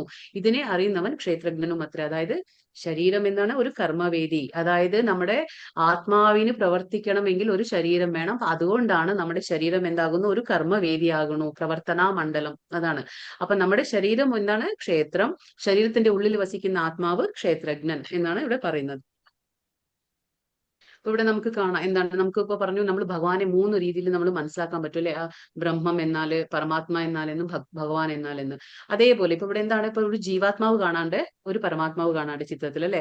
അപ്പൊ ആദ്യം കാണുന്നത് ജീവാത്മാവ്, അടുത്ത് കാണുന്നത് ചതുർഭുജധാരിയായിട്ടുള്ള പരമാത്മാവ്. അതെങ്ങനെയാണ് സൂചിപ്പിക്കുന്നത്? ഒരു ഉപമ നമുക്ക് തരാണ്. ഒരു 2 പക്ഷികൾ ഇപ്പൊ ഒരു കൊമ്പിൽ ഇരിക്കുകയാണ്. 2 പക്ഷികൾ ഒരേ കൊമ്പിൽ ഇരുന്നു കൊണ്ട് എന്താ ചെയ്യുന്നത്? അതിൽ ഒരു പക്ഷി എന്താ ചെയ്യുന്നത്? മൗനമായിട്ട് വെറുതെ ഇരിക്കുകയാണ്. മറ്റേ പക്ഷി എന്താ ചെയ്യുന്നത്? ചിറകൊക്കെ വിടർത്തി വെച്ചിട്ട് അതെന്താ ചെയ്യുന്നത്? പഴങ്ങൾ കഴിച്ചുകൊണ്ടിരിക്കുകയാണ്. അപ്പൊ പഴങ്ങൾ കഴിച്ചുകൊണ്ട് അത് എന്താ പറയാ, ഒരുപാട് ഒച്ചയും ബഹളമൊക്കെ ഉണ്ടാക്കിയിട്ട് അതെന്താ ചെയ്യുന്നത്? ഈ കൊമ്പിൽ നിന്ന് മറ്റേ കൊമ്പിലേക്ക്, അങ്ങനെ ആ പഴം തീർന്നു അവിടെ പഴമൊക്കെ ആസ്വദിച്ച് കഴിഞ്ഞ് ഇനിയൊരു കൊമ്പിലേക്ക് ചാടുന്നു. അങ്ങനെ എല്ലാ പഴങ്ങളും ഇങ്ങനെ ഓരോ കൊമ്പിലിരുന്ന് ഇങ്ങനെ ആസ്വദിച്ച് ഇങ്ങനെ പറന്നുകൊണ്ടിരിക്കുകയാണ്. പക്ഷെ അതിന്റെ കൂടെ തന്നെ മറ്റേ പക്ഷിയും പോകുന്നുണ്ട്. പക്ഷെ അതെന്താ ചെയ്യുന്നത്? അതൊന്നും ചെയ്യുന്നില്ല. അത് മൗനമായിട്ട് നിരീക്ഷിച്ചുകൊണ്ടിരിക്കുകയാണ് ഈ പക്ഷീനെ. പ്രവർത്തനാശീലമായിട്ടുള്ള ഈ പക്ഷീനെ അത് എന്താ പറയാ, നിരീക്ഷിച്ചുകൊണ്ടിരിക്കുകയാണ് ഒരു പക്ഷി. അപ്പൊ ഇത് രണ്ടും എന്താണ്? ആ പഴങ്ങൾ കഴിച്ചുകൊണ്ടിരിക്കുന്ന പക്ഷി എന്താണ്? നമ്മളാണ്, ഈ ജീവാത്മാക്കളാണ്. ഈ ജീവാത്മാക്കൾ എപ്പോഴും പ്രവർത്തനാശീലരായിരിക്കും. അത് എന്തെങ്കിലുമൊക്കെ പ്രവർത്തനം ചെയ്തുകൊണ്ടേയിരിക്കും. അതാണ് ഭഗവാൻ പറഞ്ഞത്, ഇവിടെ വന്നാൽ നമുക്ക് വെറുതെ ഇരിക്കാൻ കഴിയില്ല. അപ്പൊ ഈ പക്ഷി എന്താണ് ചെയ്യുന്നത്? അത് ഓരോ പഴങ്ങൾ കഴിക്കുന്നത് എന്ന് പറയുന്നത് എന്താണ്? ഓരോ കർമ്മങ്ങൾ ചെയ്യാണ്. ഓരോ കൊമ്പിൽ നിന്ന് ഇനിയൊരു കൊമ്പിലേക്ക് ചാടുന്നു എന്ന് പറയുമ്പോൾ എന്താണ്? നമ്മുടെ ഓരോ ജന്മങ്ങൾ, നമ്മൾ എടുക്കുന്ന ഓരോ ജന്മങ്ങളാണത്. അത് ഈ ജന്മം കഴിഞ്ഞു, ഈ ജന്മത്തിൽ നമ്മൾ എന്തോ ഒരു പഴം കഴിച്ചു, അത് ആ പഴങ്ങൾ കഴിക്കുന്നു ആ പക്ഷി, എന്നിട്ട് അത് കഴിയുമ്പോൾ എന്താണ്? മറ്റേ കൊമ്പിലേക്ക് ചാടി. അപ്പൊ അതായത് നമ്മൾ ഈ ജന്മത്തിൽ വന്നു, ഇവിടെ മൂന്ന് ഗുണത്തിന്റെ അടിസ്ഥാനത്തിൽ നമ്മൾ ഒരുപാട് പ്രവർത്തനങ്ങൾ ചെയ്തു, എന്നിട്ട് നമ്മൾ എന്ത് ചെയ്യുന്നു? നമ്മൾ മറ്റേ ജന്മം എടുക്കുന്നു, വീണ്ടും ഒരു ജന്മം എടുക്കുകയാണ്, മരണശേഷം അടുത്ത ജന്മം എടുക്കുകയാണ്. അപ്പൊ നമ്മുടെ കൂടെ എന്താണ്? നമ്മുടെ ശരീരം ഇവിടെ പോയി, അപ്പൊ ആത്മാവ് വേറൊരു ശരീരത്തിലേക്ക് പോവുകയാണ്. ആത്മാവ് വേറെ ശരീരത്തിലേക്ക് പോകുമ്പോൾ ആ മൗനമായിട്ട് സാക്ഷ്യം വഹിച്ചുകൊണ്ടിരിക്കുന്ന ആ ഒരു പക്ഷി അതിന്റെ കൂടെ തന്നെ പോവുകയാണ്. കാരണം എല്ലാതും മനസ്സിലാകും, ആ പക്ഷി കൂടെ തന്നെ ഉണ്ട്. പക്ഷെ ഈ പ്രവർത്തനാശീലമായിട്ടുള്ള പക്ഷി എന്താണ് ചെയ്യുന്നത്? ആ മൗനമായിട്ടുള്ള ആ പക്ഷീനെ ഒരു തരത്തിലും ശ്രദ്ധിക്കുന്നില്ല, നോക്കുന്നില്ല. അതായത് നമ്മൾ പറയുന്നത് ജീവാത്മാവും കൂടെ തന്നെയുള്ള പരമാത്മാവിനെ മാനിക്കുന്നില്ല, നോക്കുന്നില്ല, ശ്രദ്ധിക്കുന്നില്ല. അപ്പൊ ഈ പക്ഷി ഒരിക്കലും ഇടപെടില്ല. അതായത് പരമാത്മാവ് എന്നുള്ള ആ പക്ഷി ഒരിക്കലും നമ്മളെ എന്താ പറയുക, നമ്മുടെ പ്രവർത്തനത്തിൽ ഇടപെടില്ല. അത് സ്വാതന്ത്ര്യം തന്നിട്ടുണ്ട് നമുക്ക്. പക്ഷേ നമ്മൾ തിരഞ്ഞെടുക്കുന്ന ആ സ്വാതന്ത്ര്യം, അതായത് അല്പം മാത്രമേ സ്വാതന്ത്ര്യം ഉള്ളൂ. അത് ഞാൻ പറഞ്ഞു നേരത്തെ തന്നെ. അതായത് നമ്മൾ ഭഗവാന്റെ അംശമായതുകൊണ്ട് ഭഗവാന്റെ എല്ലാ ഗുണങ്ങളും നമ്മളിൽ ഉണ്ടാവും. അപ്പൊ നമ്മുടെ ഈ സ്വാതന്ത്ര്യം എന്ന് പറയുന്നത് ഒരു ഗുണം തന്നെ ഭഗവാന്റെ. പക്ഷെ നമുക്ക് ചെറിയ തോതിലാണ് ആ സ്വാതന്ത്ര്യം. പക്ഷെ നമ്മൾ ആ സ്വാതന്ത്ര്യത്തെ ദുരുപയോഗം ചെയ്യുമ്പോൾ, അതായത് നമുക്കിപ്പോ 3 ഗുണങ്ങളുണ്ട്, ആ 3 ഗുണത്തിൽ എന്ത് ഗുണം ഞാൻ സ്വീകരിക്കണം എന്നുള്ളത് എന്റെ സ്വാതന്ത്ര്യം. അത് ഭഗവാൻ നമുക്ക് തന്നിട്ടുള്ള സ്വാതന്ത്ര്യമാണ്. പക്ഷെ അതിലിപ്പോ ഞാൻ സത്വഗുണത്തിൽ എടുക്കുമ്പോൾ അതിന്റെ ഫലം ഞാൻ അനുഭവിക്കും. അതേ ഇപ്പൊ ഞാൻ അതിൽ രജോ ഗുണം എടുക്കുമ്പോൾ അതിന്റെ ഫലം ഞാൻ തന്നെ അനുഭവിക്കണം. അതേ തമോ ഗുണം എടുക്കുമ്പോൾ അതിന്റെ ഫലം ഞാൻ അനുഭവിക്കണം. അതിൽ ഒരു എന്താ പറയാ, നമുക്കൊരു രക്ഷയുമില്ല. അത് അനുഭവിച്ചേ തീരുള്ളൂ. അതുകൊണ്ടാണ് ഭഗവാൻ അത്രമാത്രം സ്വാതന്ത്ര്യം നമുക്ക് തന്നിട്ടുണ്ട്. പക്ഷെ എപ്പോഴാണ് ഈ പക്ഷി ഇങ്ങനെ ഒരു മരത്തിൽ നിന്ന് ഇനിയൊരു മരത്തിലേക്ക് ഇങ്ങനെ ചാടി ചാടി, അത് വെറുതെ ഇരിക്കുന്നില്ല, അത് വളരെയധികം പ്രവർത്തനാശീലമായിട്ടാണ് ഇരിക്കുന്നത്. അപ്പൊ ഇങ്ങനെ ചെയ്തുകൊണ്ടിരിക്കുമ്പോൾ എപ്പോഴെങ്കിലും ഈ പക്ഷി ആ തൊട്ടടുത്തുള്ള ആ മൗനമായിട്ടുള്ള ആ പക്ഷിയുടെ അടുത്തേക്ക് നോക്കുന്നത്, അപ്പോഴാണ് നമുക്ക് റിയലൈസേഷൻ, അതായത് നമുക്ക് ജ്ഞാനോദയം ഉണ്ടാകുന്നത്. അപ്പോഴാണ് നമുക്ക് നമ്മുടെ ജീവിതത്തിലേക്ക് ഭഗവാൻ അപ്പൊ ഭഗവാന് മനസ്സിലായി, അപ്പൊ ഈ പക്ഷിക്ക് സമയമായി, അതായത് ജ്ഞാനോദയം ഉദിച്ചു എന്ന് മനസ്സിലാക്കുമ്പോൾ എന്താണ് ചെയ്യുന്നത്? നമുക്കൊരു ആധ്യാത്മിക ഗുരുവിനെ നമ്മുടെ മുന്നിലേക്ക് എത്തിച്ചു തരും. ആര്? ഭഗവാൻ.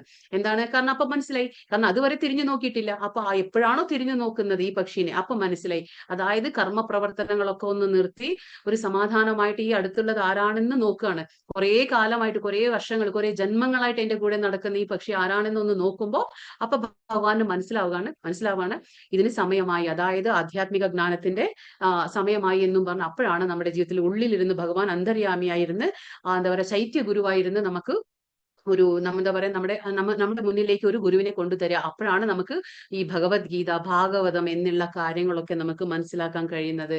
അങ്ങനെയാണ് ഇത് ഒരു ഉപമ കൊടുത്തിരിക്കുകയാണ് ഇവിടെ പറഞ്ഞിട്ട്.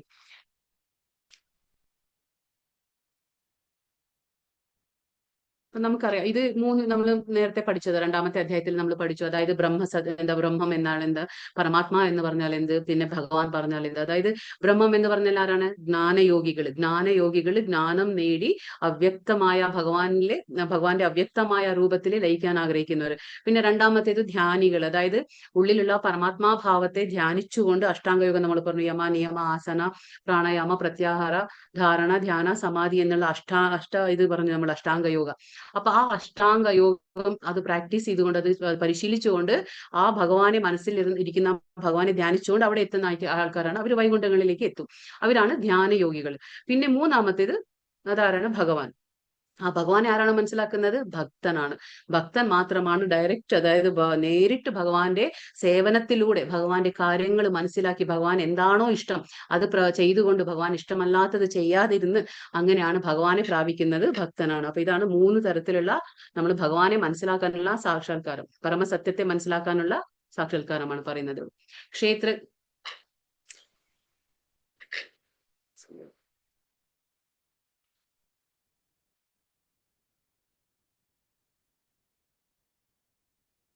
ക്ഷേത്രജ്ഞം ചാപി മാം വിദ്ധി സർവക്ഷേത്രേഷു ഭാരത ക്ഷേത്രജ്ഞയോർജ്ഞാനം യജ്ഞാനം യജ്ഞാനം മതം മമ. ഹേ ഭാരത വംശജ, സർവ്വ ശരീരങ്ങളിലും കുടികൊള്ളുന്ന ഞാനും ക്ഷേത്രജ്ഞനാണെന്ന് നീ അറിയണം. ഈ ശരീരമാകുന്ന ക്ഷേത്രത്തെയും ക്ഷേത്രജ്ഞനെയും കുറിച്ചുള്ള അറിവാണ് ജ്ഞാനം. ഇതാണ് എന്റെ അഭിപ്രായം. അപ്പൊ ഭഗവാനോട് എന്തെല്ലാം ചോദിച്ചു അർജുനൻ ചോദിച്ചു അല്ലെ? ക്ഷേത്രം എന്താ, ക്ഷേത്രജ്ഞൻ എന്താ, ജ്ഞാനം എന്താ, ഇതൊക്കെ ചോദിച്ചില്ലേ? അപ്പൊ ഭഗവാൻ പറഞ്ഞു കൊടുക്കാണ്. ഇപ്പൊ ക്ഷേത്രജ്ഞം നമ്മൾ ഇത്രയും നേരം എന്ത് മനസ്സിലാക്കി? ക്ഷേത്രം എന്ന് പറഞ്ഞാൽ ശരീരം, ക്ഷേത്രജ്ഞൻ എന്ന് പറഞ്ഞാൽ എന്താണ്? ശരീരത്തിലെ വസിക്കുന്ന ദേഹി, അതായത് ആത്മാവാണ് ക്ഷേത്രജ്ഞൻ. അപ്പൊ ഭഗവാൻ ഇപ്പൊ പറയാണ്, സർവ്വ ശരീരങ്ങളിലും കുടികൊള്ളുന്ന ഞാനും ക്ഷേത്രജ്ഞനാണ്. അപ്പൊ എത്ര ക്ഷേത്രജ്ഞന്മാരുണ്ട്? രണ്ടുണ്ട്. അതായത് ഒന്ന് ജീവാത്മാവും ഒന്ന് പരമാത്മാവും, രണ്ടുപേരാണ് ക്ഷേത്രജ്ഞന്മാർ. അതായത് ഭഗവാനും എല്ലാ ശരീരങ്ങളിലും ഉണ്ട്. അതുകൊണ്ട് എന്താണ്? ആ ഭഗവാനും ക്ഷേത്രജ്ഞനാണ്. കാരണം ഭഗവാന് ഇപ്പൊ നമുക്ക് എങ്ങനെ, നമുക്ക് നമ്മുടെ ശരീരം മാത്രമേ അറിയുള്ളൂ. പക്ഷെ ഭഗവാൻ അങ്ങനെയല്ല. ഭഗവാൻ എന്റെ ശരീരം അറിയാം, നിങ്ങളുടെ ശരീരം, മറ്റുള്ളവരുടെയും ശരീരം, അപ്പൊ എല്ലാവരുടെയും ശരീരം ഭഗവാൻ അറിയാം. അതുകൊണ്ട് ഭഗവാനും ക്ഷേത്രജ്ഞനാണ്. ഈ ശരീരമാകുന്ന ക്ഷേത്രത്തെയും ക്ഷേത്രജ്ഞനെയും കുറിച്ചുള്ള അറിവാണ് ജ്ഞാനം. അപ്പൊ എന്താണ് ജ്ഞാനം? ഈ ശരീരത്തെക്കുറിച്ചും ക്ഷേത്രജ്ഞനെ കുറിച്ചുമുള്ള അറിവാണ് നമ്മൾ ജ്ഞാനം എന്ന് പറഞ്ഞാൽ. അപ്പൊ ജ്ഞാനം എന്ന് പറയുമ്പോൾ എന്താണ്? ശരീരത്തെക്കുറിച്ചും ശരീരത്തിന്റെ ഉള്ളിൽ വസിക്കുന്ന ആ ഓണർ എന്ന് പറയില്ലേ നമ്മള്, ആ യജമാനനെ കുറിച്ചും, അതായത് ക്ഷേത്രജ്ഞനെ കുറിച്ചും അറിയുന്നതാണ് ജ്ഞാനം. ഇതാണ് എന്റെ അഭിപ്രായം എന്നിവിടെ ഭഗവാൻ പറയാണ്. ഇപ്പൊ എങ്ങനെയാന്ന് വെച്ചാല്, ഇപ്പോ ഒരു രാജാവ് ഉണ്ടെങ്കിൽ രാജാവിന് എങ്ങനെയാണ്? ആ രാജാവിന് ആ മൊത്തം ആ ഭൂപ്രദേശത്തിന്റെ എല്ലാ കാര്യങ്ങളും രാജാവിന്റെ അറിവിലുണ്ടായിരിക്കും. രാജാവിന് എല്ലാത്തിനെ കുറിച്ചും നല്ലൊരു അറിവുണ്ടായിരിക്കും. പക്ഷെ ഒരു പ്രജകൾക്ക് എന്താ അവരവരുടെ സ്ഥലം ഏതാണോ, അവരവരുടെ ഭൂഭാഗം ഏതാണോ അതിനെക്കുറിച്ച് മാത്രമാണ് അറിവുണ്ടായിരിക്കുക. അതാണ്. അപ്പൊ അതാ പറയുന്നത്, എനിക്ക് എന്റെ ശരീരത്തിന് മാത്രമേ എനിക്ക് അറിയുള്ളൂ. ഇപ്പൊ എനിക്ക് എന്റെ സന്തോഷം, എനിക്ക് സങ്കടം വരുമ്പോൾ, അല്ലെങ്കിൽ എനിക്ക് ഒരു കയ്യിൽ എന്തെങ്കിലും മുറി പറ്റുമ്പോൾ, അത് ആ വേദന, ആ സന്തോഷം, ആ ദുഃഖം എല്ലാം എനിക്ക് മാത്രമേ അറിയുള്ളൂ. അത് മറ്റുള്ളവർക്ക് മനസ്സിലാക്കാൻ പറ്റില്ല. അപ്പൊ കാരണം എന്താണെന്ന് വെച്ചാൽ അത് എന്റെ ആത്മാവിന് മാത്രമേ അത് മനസ്സിലാവുള്ളൂ. പക്ഷെ മറ്റുള്ളവർക്ക് മനസ്സിലാക്കാൻ പറ്റില്ല. പക്ഷേ ഭഗവാൻ എങ്ങനെയാണ്? ഭഗവാൻ എന്നിലും ഉണ്ട്, മറ്റുള്ളവരിലും ഉണ്ട്. അപ്പൊ ഭഗവാന്റെ എല്ലാവരുടെ കാര്യം മനസ്സിലാവും. അതായത് ഞാൻ മനസ്സിൽ എന്ത് ചിന്തിക്കുന്നു, ഞാൻ എന്ത് പ്രവർത്തിക്കാൻ ആഗ്രഹിക്കുന്നു, ഞാൻ എന്താണ് ചിന്തിക്കുന്നത് പോലും ഭഗവാന് മനസ്സിലാക്കാൻ പറ്റും. അതാണ് ഭഗവാൻ എല്ലാ ശരീരത്തിലും ഉണ്ട്. അതാണ് പറയുന്നത്. ഇപ്പൊ രാജാവിന് എങ്ങനെയാണ്? എല്ലാവരുടെയും ഭൂഭാഗത്തെ കുറിച്ച് അറിവുണ്ടായിരിക്കും. പക്ഷെ ഒരു പ്രജയ്ക്ക് അങ്ങനെയല്ല. പ്രജകൾ എന്ന് പറയുമ്പോൾ അവർക്ക് അവരവരുടെ ആ ഭൂഭാഗത്തിന്റെ സ്ഥലത്തിനെ കുറിച്ച് മാത്രമാണ് അറിയുക. അങ്ങനെയാണ് ഇത് പറയുന്നത്. അപ്പൊ ഭഗവാൻ എന്താണ്? ക്ഷേത്രജ്ഞനാണ്. അപ്പൊ ജ്ഞാനം എന്ന് പറഞ്ഞാൽ എന്താണ്? ക്ഷേത്രത്തെ കുറിച്ചും ക്ഷേത്രജ്ഞനെ കുറിച്ചുമുള്ള അറിവാണ് ജ്ഞാനം എന്ന് പറയുന്നത്. ഓരോ ശരീരത്തിലും കുടികൊള്ളുന്ന ക്ഷേത്രജ്ഞനാണ് എന്ന് ഭഗവാൻ അരുളി ചെയ്യാണ് ഇവിടെ. അപ്പൊ ഭഗവാൻ പറയണ, ഞാൻ ഓരോ ശരീരത്തിലുമുണ്ട്. അത് മനുഷ്യന്മാരുടെ മാത്രമല്ല, പക്ഷി മൃഗാദികളുടെയും എല്ലാ ജലചരങ്ങളുടെയും എല്ലാവരുടെ ഉള്ളിലുണ്ട്. നമുക്കറിയാം 84 ലക്ഷം ജീവജാലങ്ങളുണ്ട്. അപ്പൊ എല്ലാവരുടെ ഉള്ളിലും ഭഗവാൻ ഉണ്ട്. അപ്പൊ ഭഗവാൻ എന്താണ്? ഭഗവാനും ക്ഷേത്രജ്ഞനാവുന്നു. ഒരു വ്യക്തിക്ക് സ്വശരീരത്തെ കുറിച്ച് മാത്രമേ അറിയൂ, മറ്റുള്ളവരുടെ ശരീരത്തെ കുറിച്ച് അറിഞ്ഞുകൂടാ. സർവ്വ ശരീരങ്ങളിലും പരമാത്മാവായി വാഴുന്ന ഭഗവാൻ ആകട്ടെ എല്ലാ ശരീരങ്ങളെ കുറിച്ചും തികച്ചും അറിയാം. അതാണ് ഇപ്പൊ ഞാൻ പറഞ്ഞത്. ഭഗവാൻ എല്ലാവരിലും ഉള്ളത് കൊണ്ട് ഭഗവാൻ എല്ലാവരുടെ ശരീരത്തെ കുറിച്ചും അറിയാം. അതുകൊണ്ടാണ് ഭഗവാൻ എങ്ങനെയാണ് ഇരിക്കുന്നത്? സാക്ഷ്യം വഹിക്കുകയാണ്. നമ്മുടെ ഓരോ പ്രവൃത്തിക്കും, നമ്മൾ ഓരോ ചിന്തിക്കുന്ന കാര്യങ്ങൾക്കും ഭഗവാനാണ് സാക്ഷി. അതായത് നമ്മൾ പറയില്ലേ, നമുക്കിപ്പോ തോന്നുമായിരിക്കും, ഇപ്പൊ നമ്മൾ ചീത്തത് ചിന്തിക്കുമ്പോഴും ചീത്തത് പ്രവർത്തിക്കുമ്പോഴും ആരും കണ്ടില്ല എന്ന് നമ്മൾ വിചാരിച്ചാലും എങ്ങനെയാണ് നമുക്ക് കർമ്മഫലങ്ങളൊക്കെ കിട്ടുന്നത്? ഭഗവാൻ ഉണ്ട് ഉള്ളിൽ. അപ്പൊ ഭഗവാൻ വിറ്റ്നസ് ചെയ്യാണ്. അത് ഭഗവാൻ സാക്ഷ്യം വഹിക്കുകയാണ്. നമ്മുടെ ഓരോ ചിന്താഗതിക്കും, നമ്മുടെ ഓരോ പ്രവൃത്തികൾക്കും ഭഗവാൻ സാക്ഷ്യം വഹിക്കുകയാണ്. അതുകൊണ്ടാണ് നമുക്ക് ഈ ജന്മത്തിൽ എന്ത് ചെയ്യുന്നു, അടുത്ത ജന്മത്തിലേക്ക് ആ കർമ്മഫലങ്ങൾ, അത് നല്ലതാവട്ടെ അത് ചീത്തയാവട്ടെ, അത് നമുക്ക് കർമ്മഫലങ്ങൾ കിട്ടുന്നത് ഈ ഉള്ളിലുള്ള ഭഗവാൻ കാരണമാണ്. അതായത് പരമാത്മാ രൂപത്തിലുള്ള ഭഗവാൻ കാരണമാണ്. എല്ലാവിധ ജീവജാലങ്ങളുടെയും നാനാവിധ ശരീരങ്ങളെ കുറിച്ചും അദ്ദേഹത്തിന് പൂർണ്ണമായ അറിവുണ്ട്. അതായത് ഏത് ജീവജാലമായിക്കോട്ടെ, അത് ജലചരങ്ങളായിക്കോട്ടെ, നമ്മൾ പറഞ്ഞു, പക്ഷി മൃഗാദികളായിക്കോട്ടെ, അത് മനുഷ്യരായിക്കോട്ടെ, ആരെ കുറിച്ചായാലും ഭഗവാൻ എല്ലാവരുടെ കുറിച്ചും കാര്യങ്ങൾ എല്ലാരെ കുറിച്ചും അറിയാം. അതുകൊണ്ടാണ് അദ്ദേഹത്തിന് പൂർണ്ണമായ ഭഗവാന് അറിവുണ്ട് എന്ന് ഭഗവാൻ പറയുന്നത്. ശ്ലോകമില്ല, വായിക്കാം. മഹാഭൂതാന്യഹങ്കാരോ ബുദ്ധിരവ്യക്തമേവ ച ഇന്ദ്രിയാണി ദശൈകം ച പഞ്ചേന്ദ്രിയ ഗോചരാഃ ഇച്ഛാദ്വേഷഃ സുഖം ദുഃഖം സംഘാതശ്ചേതനാധൃതിഃ ഏതത് ക്ഷേത്രം സമാസേന സവികാരം ഉദാഹൃതം. 5 മഹാഭൂതങ്ങള്, മിഥ്യ അഹങ്കാരം, ബുദ്ധി, അവ്യക്തത, 10 ഇന്ദ്രിയങ്ങൾ, മനസ്സ്, 5 ഇന്ദ്രിയ വിഷയങ്ങൾ, രാഗദ്വേഷങ്ങൾ, സുഖദുഃഖങ്ങൾ, സമദൃഷ്ടി, ജീവലക്ഷണങ്ങൾ, ദൃഢവിശ്വാസം എന്നിവയും ചുരുക്കത്തിൽ ക്ഷേത്രമായും അതിന്റെ പ്രതിപ്രവർത്തനങ്ങളായും വിവരിക്കപ്പെട്ടിട്ടുണ്ട് എന്നാണ് ഇപ്പൊ പറയുന്നത്. അതായത് ഇവിടെ കുറെ കാര്യങ്ങൾ പറയാണ് ഇപ്പോ ഭഗവാൻ. അതായത് നമുക്ക് രണ്ടാമത്തെ അധ്യായത്തിൽ നമ്മൾ പഠിച്ചു 24 ഘടകങ്ങളുണ്ട് അല്ലെ. ഈ ഭൗതിക പ്രകൃതി എന്ന് പറയുമ്പോൾ എന്താണ് 24 ഘടകങ്ങൾ. അത് എന്തൊക്കെയാണ് നമുക്കിപ്പോ നോക്കാം. അതായത് ഒന്നാമതായി എന്താണ് 5 ഘടകം. അതായത് ടോട്ടൽ നമുക്ക് നോക്കുമ്പോൾ 24 വരും. ആദ്യമായിട്ട് പറയണേ ഒന്നാമതായി ഭൂമി, ജലം, അഗ്നി, വായു, ആകാശം എന്നീ പറയുന്ന 5 മഹാഭൂതങ്ങളാണ്. അതായത് ഏതാണ് 5 മഹാഭൂതങ്ങൾ? എത്രയായി? ഭൂമി, ജലം, അഗ്നി, വായു, ആകാശം 5ആയി. പിന്നെ പറയുന്നു മിഥ്യാഹങ്കാരവും ബുദ്ധിയും പ്രകൃതിയുടെ അവ്യക്ത നിലയിലുള്ള 3 ഗുണങ്ങളും ഉളവാകുന്നു. എന്താണ് പിന്നെ പറയുന്നത്? 3 കാര്യങ്ങൾ. അതായത് മിഥ്യാഹങ്കാരം, ബുദ്ധി, പിന്നെന്താണ് പ്രകൃതിയുടെ 3 ഗുണങ്ങൾ, അവ്യക്ത രീതിയിലുള്ള ഗുണങ്ങൾ. ഇതിനെ നമ്മൾ പ്രധാന എന്ന് പറയും. അതായത് ഭഗവാന്റെ നമ്മൾ പറഞ്ഞില്ലേ ജഡവസ്തുക്കൾക്ക് നിലനിൽപ്പില്ല, അതായിട്ട് അതിന് നിലനിൽപ്പില്ല. അതിനെന്താണ് എന്താ പറയുക ഒരു പ്രവർത്തിക്കണമെങ്കിൽ ഭഗവാന്റെ ആ ഒരു ജീവസത്തകൾ വേണം. ജീവസത്തകൾ ഉണ്ടെങ്കിലേ ഭഗവാന്റെ ഭൗതിക പ്രകൃതി ആക്റ്റീവ് ആകുന്നുള്ളൂ, അതായത് പ്രവർത്തനശീലമാകുന്നുള്ളൂ. അപ്പോ ഈ അവ്യക്ത എന്ന് പറയുമ്പോൾ എന്താണ് 3 ഗുണങ്ങൾ സത്വ, രജസ്, തമ അവ്യക്ത രീതിയിലാണ് ഉള്ളത്. പക്ഷെ അതൊക്കെ ആക്റ്റീവ് ആവണമെങ്കിൽ ആവണമെങ്കിൽ ജീവസത്തകൾ വേണം. അങ്ങനെയാണ്. അപ്പൊ അത് അവ്യക്ത രീതിയിലുള്ള 3 ഗുണങ്ങൾ. ഇപ്പൊ എത്രയായി? 5, 3, 8ആയി. അതായത് മിഥ്യാഹങ്കാര, ബുദ്ധി, പ്രകൃതിയുടെ അവ്യക്ത നിലയിലുള്ള 3 ഗുണങ്ങളും. പിന്നെ പറയുന്നു വീണ്ടും 5. അതേതാണ്? പിന്നെ 5 പഞ്ചേന്ദ്രിയങ്ങൾ. അതായത് കണ്ണ്, മൂക്ക്, നാക്ക്, ത്വക്ക്, ചെവി. എത്രയായി? ഇത് ജ്ഞാനേന്ദ്രിയങ്ങൾ 5ആയി. പിന്നെ അടുത്തതായിട്ട് എന്താണ്? ശബ്ദം, കാലുകൾ, കൈകൾ, ഗുദം, ഉൽപാദനേന്ദ്രിയം എന്നീ കർമ്മേന്ദ്രിയങ്ങളും രൂപം കൊള്ളുന്നു. അപ്പൊ ഇതെന്താണ്? കർമ്മേന്ദ്രിയങ്ങൾ. അപ്പൊ 5, 5 എത്രയായി? 10ആയി. വീണ്ടും 10ആയി. അപ്പൊ 5 ജ്ഞാനേന്ദ്രിയങ്ങളും 5 കർമ്മേന്ദ്രിയങ്ങളും. അഗൈൻ വീണ്ടും പറയാണ് 5 ഇന്ദ്രിയ വിഷയങ്ങൾ. അപ്പൊ ഈ 5 ഇന്ദ്രിയങ്ങൾ ഏതൊക്കെയാ? കണ്ണ്, മൂക്ക്, നാക്ക്, ത്വക്ക് നമ്മൾ പറഞ്ഞു, ചെവി. ഇത് 5 ജ്ഞാനേന്ദ്രിയങ്ങൾ. ആ 5 ജ്ഞാനേന്ദ്രിയങ്ങൾക്ക് ഓരോ വിഷയങ്ങളുണ്ട്, ഇന്ദ്രിയ വിഷയങ്ങൾ. ഏതൊക്കെയാണ്? 5 ജ്ഞാനേന്ദ്രിയങ്ങളുടെ ഉത്കൃഷ്ടമായ മനസ്സ്, അതിന്റെ കൂടെ ഒരു മനസ്സുണ്ട്. അതിന് ഇന്ദ്രിയം എന്നാണ് പറയുന്നത് നമ്മൾ. അതായത് അന്തരേന്ദ്രിയ എന്ന് പറയും. മനസ്സിനെ എന്താ പറയാ? അന്തരേന്ദ്രിയ. അതും ഒരു ഇന്ദ്രിയമാണ് കണക്കാക്കിപ്പെടുക. അപ്പൊ മനസ്സുണ്ട്, അതായി. പിന്നെ ആ 5 ഇന്ദ്രിയങ്ങളുടെ വിഷയങ്ങൾ ഏതൊക്കെയാണ്? അതായത് ഗന്ധം, രസം, രൂപം, സ്പർശം, ശബ്ദം. ഇതാണ് 5 ഇന്ദ്രിയ വിഷയങ്ങൾ. ഏതാണ് ഇന്ദ്രിയങ്ങൾ? ഏതാണ്? കണ്ണ്, മൂക്ക്, നാക്ക്, ത്വക്ക്, ചെവി. അതിന്റെ ഇന്ദ്രിയ വിഷയങ്ങൾ ഏതാണ്? ഗന്ധം, രസം, രൂപം, സ്പർശം, ശബ്ദം. അതായത് നമ്മൾ കണ്ണുകൊണ്ട് എന്താണ്? രൂപം നമുക്ക് കണ്ണുകൊണ്ട് കാണാൻ പറ്റും. പിന്നെന്താണ്? മൂക്ക് കൊണ്ട് ഗന്ധം, നമുക്ക് മണം എന്താ പറയാ നമ്മൾ മണം എന്താ പറയാ നമുക്ക് കിട്ടും അല്ലെ. മൂക്ക് കൊണ്ടാണ് നമ്മൾ അത് ചെയ്യുന്നത്.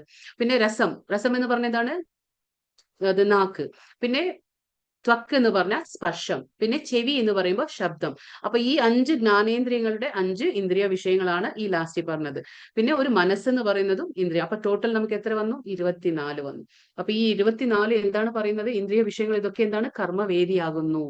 ഈ 24 ഭൗതിക പ്രകൃതി. അപ്പൊ ഈ ഭൗതിക പ്രകൃതിയിൽ 24 കൊണ്ട് മനുഷ്യന്മാർ, ഇപ്പൊ നമ്മൾ ഒരു ജീവസത്ത എന്ന് പറയുമ്പോൾ ഇതൊക്കെയുണ്ട്. ജീവസത്ത എന്ന് പറയുമ്പോൾ ഇതൊക്കെയുണ്ട്. നമുക്ക് ജ്ഞാനേന്ദ്രിയങ്ങളുണ്ട്, പഞ്ചേന്ദ്രിയങ്ങൾ എന്താ പറയാ ജ്ഞാനേന്ദ്രിയങ്ങളുണ്ട്, കർമ്മേന്ദ്രിയങ്ങളുണ്ട്, നമുക്ക് മനസ്സുണ്ട്, ബുദ്ധിയുണ്ട്, മിഥ്യാഹങ്കാരമുണ്ട്. പിന്നെ നമ്മൾ ഈ ഗുണങ്ങളോടുകൂടി സമ്പർക്കത്തിൽ വരുമ്പോൾ നമുക്ക് നമ്മുടെ പ്രവർത്തനശീലരാകുന്നു. നമ്മൾ അതിനനുസരിച്ച് നമുക്ക് ഒരു അടുത്ത ജന്മത്തിലൊക്കെ നമ്മൾ സ്വയം സൃഷ്ടിക്കുകയാണ്. അതായത് നമ്മുടെ ഗുണത്താലുള്ള സമ്പർക്കത്തിൽ വരുന്നതാണ് നമുക്ക് അടുത്ത ജന്മം കിട്ടുന്നത്. അങ്ങനെയാണ് സംഭവിക്കുന്നത്. അതാണ് ഇപ്പൊ ഭഗവാൻ പറഞ്ഞത്. പിന്നെ ഇവിടെ എന്താ പറയുന്നത് ഭഗവാൻ എന്ന് വെച്ചാല് ജ്ഞാനം എന്ന് പറഞ്ഞാൽ എന്താണ് ജ്ഞാനം, അല്ലാത്തത് എന്താണെന്നൊക്കെ ഭഗവാൻ പറഞ്ഞുതരണം. ഇപ്പൊ ഇവിടെ പറഞ്ഞു തരുന്ന ആ ശ്ലോകം ഇവിടെ ഞാൻ വായിക്കാം. അമാനിത്വം, അദംബിത്വം, അഹിംസാ, ക്ഷാന്തി, മാർജവം, ആചാര്യോപസനം, ശൗചം, സ്ഥൈര്യം, ആത്മവിനിഗ്രഹ, ഇന്ദ്രിയാർത്ഥേഷു വൈരാഗ്യം, അനഹങ്കാര ഏവ ച, ജന്മ മൃത്യു ജരാ വ്യാധി ദുഃഖദോഷാനുദർശനം, അസക്തിർ അനഭിഷ്ടാംഗഃ, പുത്രധാരാ ഗൃഹാദിഷു, നിത്യം ച സമചിത്തിത്വം, ഇഷ്ടാനി അഷ്ടോപശത്തിഷു, മയി ചാനന്യ യോഗേന ഭക്തിർ അവ്യഭിചാരിണി, വിവിക്തദേശ സേവിത്വം, അരതിർജന സംസദി, അധ്യാത്മജ്ഞാന നിത്യത്വം, തത്വജ്ഞാനാർത്ഥ ദർശനം, ഏതത് ജ്ഞാനം ഇതി പ്രോക്തം, അജ്ഞാനം യതതോ അന്യഥാ. അപ്പൊ ഭഗവാൻ പറയുന്ന ഇത്രയും കാര്യങ്ങള് ഇതൊക്കെ ജ്ഞാനമാണ്. ഇതിൽ എന്തെങ്കിലും ഉൾപ്പെട്ടിട്ടില്ലെങ്കിൽ അതൊക്കെ അജ്ഞാനമാണെന്ന് ഭഗവാൻ പറയാണ്. അപ്പൊ എന്തൊക്കെ ജ്ഞാനം? അതായത് വിനയം, വിനയം എന്ന് പറഞ്ഞാൽ നമുക്കറിയാം, വിനയത്തോടുകൂടി നമ്മൾ അത് പറഞ്ഞില്ലേ, അർജുനൻ എങ്ങനെ ചെയ്തു? ഭഗവാന്റെ ഒരു ഫ്രണ്ട് ആയിരുന്നു, പക്ഷേ ജ്ഞാനം വേണം എന്ന് ആഗ്രഹിക്കുമ്പോൾ വിനയത്തോടെ താഴെ ഇരുന്നു, അല്ലെ, മുട്ടുകുത്തിയിരുന്നു. അതാണ് വിനയം. നമ്മൾ ഗുരുവിനെ അപ്രോച്ച് ചെയ്യുമ്പോൾ, അതായത് സമീപിക്കുമ്പോൾ എങ്ങനെയാ വേണ്ടത്? നമുക്ക് വിനയം ഉണ്ടായിരിക്കണം ഗുരുവിന്റെ അടുത്ത് പോകുമ്പോൾ. അതാണ് വിനയം, ഗർവമില്ലായ്മ. പിന്നെ അഹിംസ. അഹിംസ എന്ന് പറയുമ്പോൾ നമ്മൾ ശാരീരികമായിട്ട് മറ്റുള്ളവരെ ഉപദ്രവിക്കാതിരുന്നത് അഹിംസ തന്നെ. പക്ഷെ അതേസമയം നമ്മൾ മാനസികമായിട്ട് മറ്റൊരാളെ വേദനിപ്പിക്കാൻ പാടില്ല, അതും അഹിംസയിൽ പെടും. പിന്നെ ക്ഷമ, ലാളിത്യം, ഒരു യഥാർത്ഥ ആത്മീയ ഗുരുവിനെ സമീപിക്കൽ. ഇതൊക്കെയാണ് ജ്ഞാനം. ഭഗവാൻ പറയണേ ശുചിത്വം, സ്ഥൈര്യം. സ്ഥൈര്യം എന്ന് പറഞ്ഞാൽ സ്ഥിരത. പിന്നെ ആത്മസംയമം, ഇന്ദ്രിയ വിഷയങ്ങളിൽ അനാസക്തി. അതായത് നമ്മൾ പറഞ്ഞില്ലേ സ്ഥിതപ്രജ്ഞൻ എന്ന് പറഞ്ഞു, അല്ലെ? സ്ഥിതപ്രജ്ഞൻ ആരാണ്? ഇന്ദ്രിയ വിഷയങ്ങളിൽ, അവയുടെ വിഷയങ്ങളിൽ നിന്ന് അതിനെ മാറ്റി പിന്മാറ്റാൻ കഴിവുള്ളവനാണ് സ്ഥിതപ്രജ്ഞൻ. അതാണ് ഇന്ദ്രിയ വിഷയങ്ങളിൽ നിന്ന് അനാസക്തി, മിഥ്യാഹങ്കാരം ഇല്ലായ്മ. മിഥ്യാഹങ്കാരം എന്താണ്?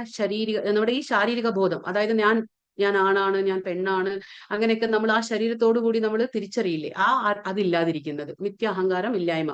ജനന മരണങ്ങൾ, വാർദ്ധക്യം, രോഗം എന്നീ പരിണാമങ്ങളുടെ ദുഃഖം, ആ ദുഃഖാത്മകതയെ കുറിച്ചുള്ള ബോധം. അതായത് ജന്മ, മൃത്യു, ജര, വ്യാധി, ദുഃഖ, ദോഷാനു ദർശനം എന്ന് ഭഗവാൻ പറയുന്നുണ്ട്. എന്താണ് ജനനം? പറഞ്ഞാൽ ജന്മം, പിന്നെ മരണം, മരിക്കുന്നത്, പിന്നെ വാർദ്ധക്യം, നമുക്ക് വയസ്സാകും, പിന്നെ രോഗം, നമുക്ക് അസുഖം വരും, അല്ലെ, വ്യാധി വരും. അപ്പൊ ഈ 4 നമുക്ക് ജീവിതത്തിൽ വരും. അത് എന്ത് തന്നെ ആയാലും നമുക്കത് ഒഴിച്ചുകൂടാൻ പറ്റാത്ത ഒരു സംഭവമാണ്. അത് നമുക്ക് വന്നേ തീരുള്ളൂ. നമ്മൾ ജനിച്ചിട്ടുണ്ടെങ്കിൽ നമ്മൾ മരിക്കും, പക്ഷെ മരിക്കും മുന്നേ നമുക്ക് വാർദ്ധക്യം വരും, രോഗം വരും. ഇതൊക്കെ നമ്മുടെ ആ ഒരു പരിണാമങ്ങളുടെ അതൊക്കെ സംഭവിക്കും നമ്മുടെ ജീവിതത്തിൽ. നമ്മൾ ദുഃഖിക്കാൻ പാടില്ല. അതാണ് ഒരു എന്താ പറയുക, ജ്ഞാനം എന്ന് ഭഗവാൻ പറയുന്നത്. അതിനെക്കുറിച്ചുള്ള ഒരു ബോധം ഉണ്ടായിരിക്കണം. ഇതൊക്കെ സംഭവിക്കുന്നത്, ഇതൊക്കെ എന്താണ്, ജനനം എന്താ, മരണം എന്താ, വാർദ്ധക്യം എന്താ, ഇതിനെക്കുറിച്ചൊക്കെ ഒരു നല്ല അറിവുണ്ടായിരിക്കണം, ആ ബോധം ഉണ്ടായിരിക്കണം. വൈരാഗ്യം, മക്കള്, ഭാര്യ, ഗൃഹം മുതലായവയിൽ നിന്നുള്ള മുക്തി. മുക്തി എന്ന് പറഞ്ഞാൽ ഭാര്യ മക്കളെ എല്ലാം ഉപേക്ഷിച്ചു പോകണം എന്നല്ല പറയുന്നത് ഇവിടെ. അതായത് നമ്മൾ ഇന്നലെ പറഞ്ഞു, അല്ലെ, ഈ ഗൃഹബോധം ഇല്ലാതിരിക്കാന്ന് പറഞ്ഞ എന്താണ്? ഈ നമ്മളിപ്പോ ഗാർഹിക ബോധം, അതായത് നമ്മളിപ്പോ ഗൃഹസ്ഥനാണ്, ഗൃഹസ്ഥ ആശ്രമത്തിലുണ്ട്, നമുക്ക് മക്കളുണ്ട്, ഭർത്താവുണ്ട്, പിന്നെ എന്താ, അച്ഛനമ്മ ഉണ്ട്, എല്ലാവരും ഉണ്ട്, ബന്ധങ്ങളൊക്കെ ഉണ്ട്. പക്ഷെ അതൊക്കെ നമ്മൾ ആ ബന്ധങ്ങളുടെ ആ സ്ഥാനത്ത് നിർത്തി നമ്മൾ എന്താണ്, നമ്മുടെ കടമകൾ, അതായത് ധാർമ്മിക ബാധ്യത, കടമകൾ മാത്രം ചെയ്തുകൊണ്ട്, നിയത കർമ്മങ്ങൾ മാത്രം അനുഷ്ഠിച്ചുകൊണ്ട്, ഏതിലും ആസക്തി ഇല്ലാതെ, അതായത് യാതൊരു ബന്ധത്തിലും എന്താ പറയാ, അമ്മ അച്ഛനായിക്കോട്ടെ, അല്ലെങ്കിൽ മക്കളായിക്കോട്ടെ, ആരോടും അങ്ങനെ ഒരു ബന്ധത്തിലല്ലാതെ. കാരണം എന്താന്ന് വെച്ചാൽ ഇതൊക്കെ നമുക്ക് ദുഃഖത്തിലേ കലാശിക്കുള്ളൂ. അതുകൊണ്ടാണ് ഭഗവാൻ പറയുന്നത്. കാരണം ഇതിലൂടെയൊക്കെ ആസക്തി വരുമ്പോ എന്താണ്, നമ്മൾ മരണസമയത്ത് ഇവരെ കുറിച്ചൊക്കെ തന്നെ നമ്മൾ ചിന്തിക്കുകയുള്ളൂ. അതുകൊണ്ടാണ് പറയുന്നത് ഇതിലൊക്കെ എന്താണ് മുക്തി. മുക്തി എന്ന് പറയുമ്പോൾ നമ്മൾ ഒരു സ്നേഹം ഇല്ലാഞ്ഞിട്ടല്ല, എല്ലാവരോടും സ്നേഹപരമായിട്ട് പെരുമാറണം. പക്ഷെ നമ്മുടെ ഒരു ധാർമ്മിക ബാധ്യത എന്നുള്ള പോലെ പെരുമാറണം, അത്രയേ ഉള്ളൂ. ആസക്തി പാടില്ല.